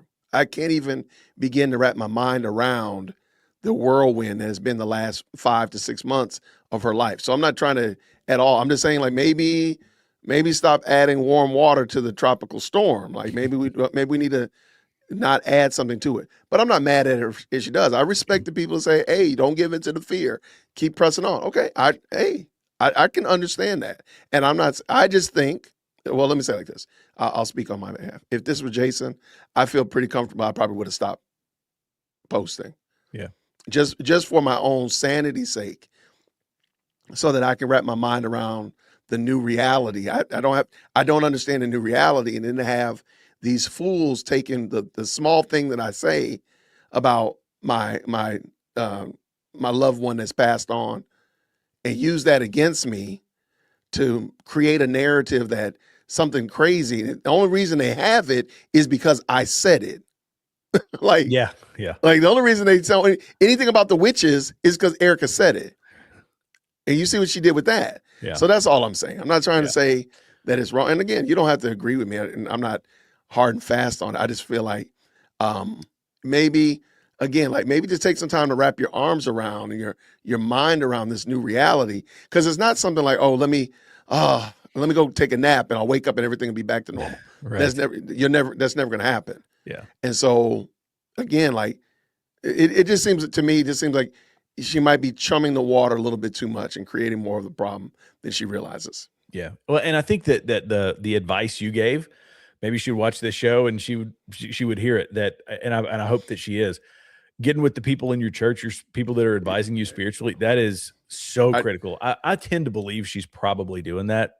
I agree. I think she probably is. I think she probably needs to do it more. I can't imagine. Again, people know this. My pastor has been on my channel several times, and he watches my channel, watches it. So, but I'm telling you right now, if that happened to me, I probably Whitaker Park would have moved over there to Smith Park. I'd be in his living room. Yeah, I just wouldn't be able to do it. Yeah, all of us, the whole family, whoever's left, we're moving over there. I'd be at his house all the time. I'll drive you to work. I'll drive your kids to school. I'm sorry. I would be there. And if he got tired of me, I'm going to my head deacon's house. And then when he gets tired of me, I'm going to my ruling elder's house. I'm just going to be bouncing around. I'm sorry. Y'all going to have to keep an eye on me. That's just going to be reality. So that's where I'm coming from. That's the position that I'm having. But I do think that the human being, the human touch around her is probably way more valuable than the Instagram likes or the views on the social media. Go spend time with real humans that can really walk with you and help you through this. Yeah, and I think that the show and the thing that, like, I can only assume that after all this happened, she felt the urgency to protect the jobs of the 1,000+ people that work for TPUSA. So she jumped into it very quickly when she probably wasn't fully prepared, but she composed herself and she did it. But yeah, after that had kind of settled, and you can rest assured that you're not going to have to lay off half of your people. These, like, because they really did, at least the way they pitch it is they pitched it as family. They're kind of an extension of this very tight-knit family type group. And yeah, there probably could have been a time for her to ease up a bit. But it's just my 2 cents. Again, I'm not, I could be wrong. I see some great comments in there, and I respect all different opinions pertaining to it. I know even Jared, you said you're there, and that's fine. That's fine. I do want to say I appreciate Captain Jack. She blessing 5 people, extending out the memberships. If you got a membership from Captain Jack's keeps this thing full of folks. So y'all make sure y'all say thank you to Captain Jack's. Put her name on it. Say thanks, Captain Jack's, for sure. And what does she say here with the 10? She says Candace wants the name of the witches so she can put an X on Erica. I think she can put in a job application to join the coven. That's what I think it is. She's like, hey, yo, y'all need a DEI hire within the coven? That's what I think it is. Thank you so much, Base Boy Mom with the 5. The wedding audio clip is false. I called the bridal shop. They don't do tuxedos, and they've not been open long enough. There you go. Wow. There you go. Wow. There you go. It just didn't seem, it seemed weird to me. Shout out to Base Boy Mom. I'm like, look, and it I don't know. It just seemed something didn't sit right with me, and that's why I just said I'm just gonna leave it alone. Yeah. But and then Phantom, he's been a member for 5 months. There we go. He says if the video about Candy and Charlie Kirk is true, that would confirm Candace Owens is as the boiling bunny. I don't know if you know this. We've been calling her Fatal Attraction. Remember Fatal Attraction? I don't think I ever saw Fatal Attraction. Okay, Glenn Close, wasn't it? Glenn Close and Michael Douglas, and he had an extramarital affair, but the woman was crazy. Yeah, and she ended up breaking into his house and taking his kid's bunny rabbit and making a soup out of it, so to speak. So that's why we say that she's boiling bunny, and will undercut her intentions. I doubt, but hope Candace Owens claim Charlie Kirk hit. This is such a wild story. But thank you so much, Phantom. I appreciate you being a member, man, for sure. Thank you so much. All right, Jared, that was wild, man. That's a good one. I enjoyed this. Yeah. All right, tell us a little bit, just in case anybody doesn't know about Continue Freedom, what your channel. Let them know so that I'll let you even get big screen so you can get you some airtime. Tell them about your channel, why they need to come over there. The mods are dropping your link in the chat. Why they need to come over there and what they're going to see. Yeah. So when you come to Continue Freedom, just a brief backstory about me. I spent my early years in the military, and then came out of the military, went in the civilian world, a small business owner. And, something that has always driven me has been leaving this country better than I found it. And it's something that I felt like I lost a bit of when I left the military, that, serving my country, serving my fellow citizens. So that's why I do the channel. But you can go to Continue Freedom on all the major platforms. I talk politics, current issues, culture, a lot of things. Everything is done through a biblical lens. And, I think that we're really in a fight for, I guess I would say, the fabric of our nation, the morality behind a lot of the decisions that are being made in this country, things that are affecting our kids and family and all these traditional values that have just been eroded over time. And while it's a small part that I play in helping to fix those, I'm still going to continue to play my part. And right now that's on my channel. So I love doing it. I enjoy it. I get to meet awesome people like Jay Witt. This has been fantastic. I do a live stream, by the way. So I try to live stream for about an hour and a half whenever I do one, usually about 3 or 4 nights a week. And yeah, I enjoy it. I enjoy the interaction, being part of a community, building a community. I know Jay Witt's been doing this phenomenally well for a long time. And I just want to be my little piece of the internet. So I appreciate you guys hanging in here and watching the show. I appreciate it if you'll come over and subscribe. I'm on X, Rumble, all the social media platforms at Continue Freedom. I love it, man. There you go. So what you're saying is you don't do 5-hour live streams? I rarely do, man. I've gotten into a couple where, because I try to hit a lot of different things. That's just how my brain works. So I try to hit several different topics, and then I get to the chat, and I've had some that have gone like 2 hours. I haven't done a 3-hour one in a long time. It was a panel that I did with some folks in Chicago that I was doing a panel. And it was like I did like a 3 or 4 hour one. That was the longest one I'd ever done. So bro, I tell you, I am impressed to do the longer live streams. I'm working my way up to it. It's kind of like exercising, you got to build up those reps, and this is good for my reps. It really is. Well, if we wait for like 5 more minutes, 6 more minutes, we'll set a cross record, over 3 hours. We'll cross over 3 hours. No, I think my longest is 9. Wow. You did a 9 my longest hour? is 9. Dude. That's impressive. But now I have a sit-stand desk, so I can change my seating position pretty regularly. So that's kind of cool. See, I'm on a sit-stand desk, but I haven't rigged my light and everything to it. So that's what I need to do. I need to set everything so I can raise the whole platform. And I didn't say this before, but I do videography, photography now. That's like my profession. Got you. Okay, nice. But eventually going to full-time YouTuber, that will happen one day, but down the road. So you can take a picture of me. I can do that. Yeah. Okay. When you need headshots, Jay Witt, just let me know. I need to get some headshots. I do need to work on my headshots. Next time I'm down in the ATL area, I'll hit you up and I'll bring lights because I got family that's down there. So say less. I have mounts for lights to your desk. Oh, there you go. And anybody knows me, I got several of them. As a matter of fact, you might want to send me your email, send me your address. There might be something in the mail tomorrow. Hey, there you go. I'll send it to you. Yeah, I do want to see the desk that you have and the lights because make sure these work. But yeah, I have a lot of Elgato products. I have a lot of Elgato mounts, and I Elgato's use great. Elgato lights as well. So they work out quite well. But Yeah, it's such a seamless ecosystem. You can control anything love and it, everything. yes. I have lights out the yin yang. I've got so many dadgum lights and Sure you cameras do. and all that stuff. It's ridiculous.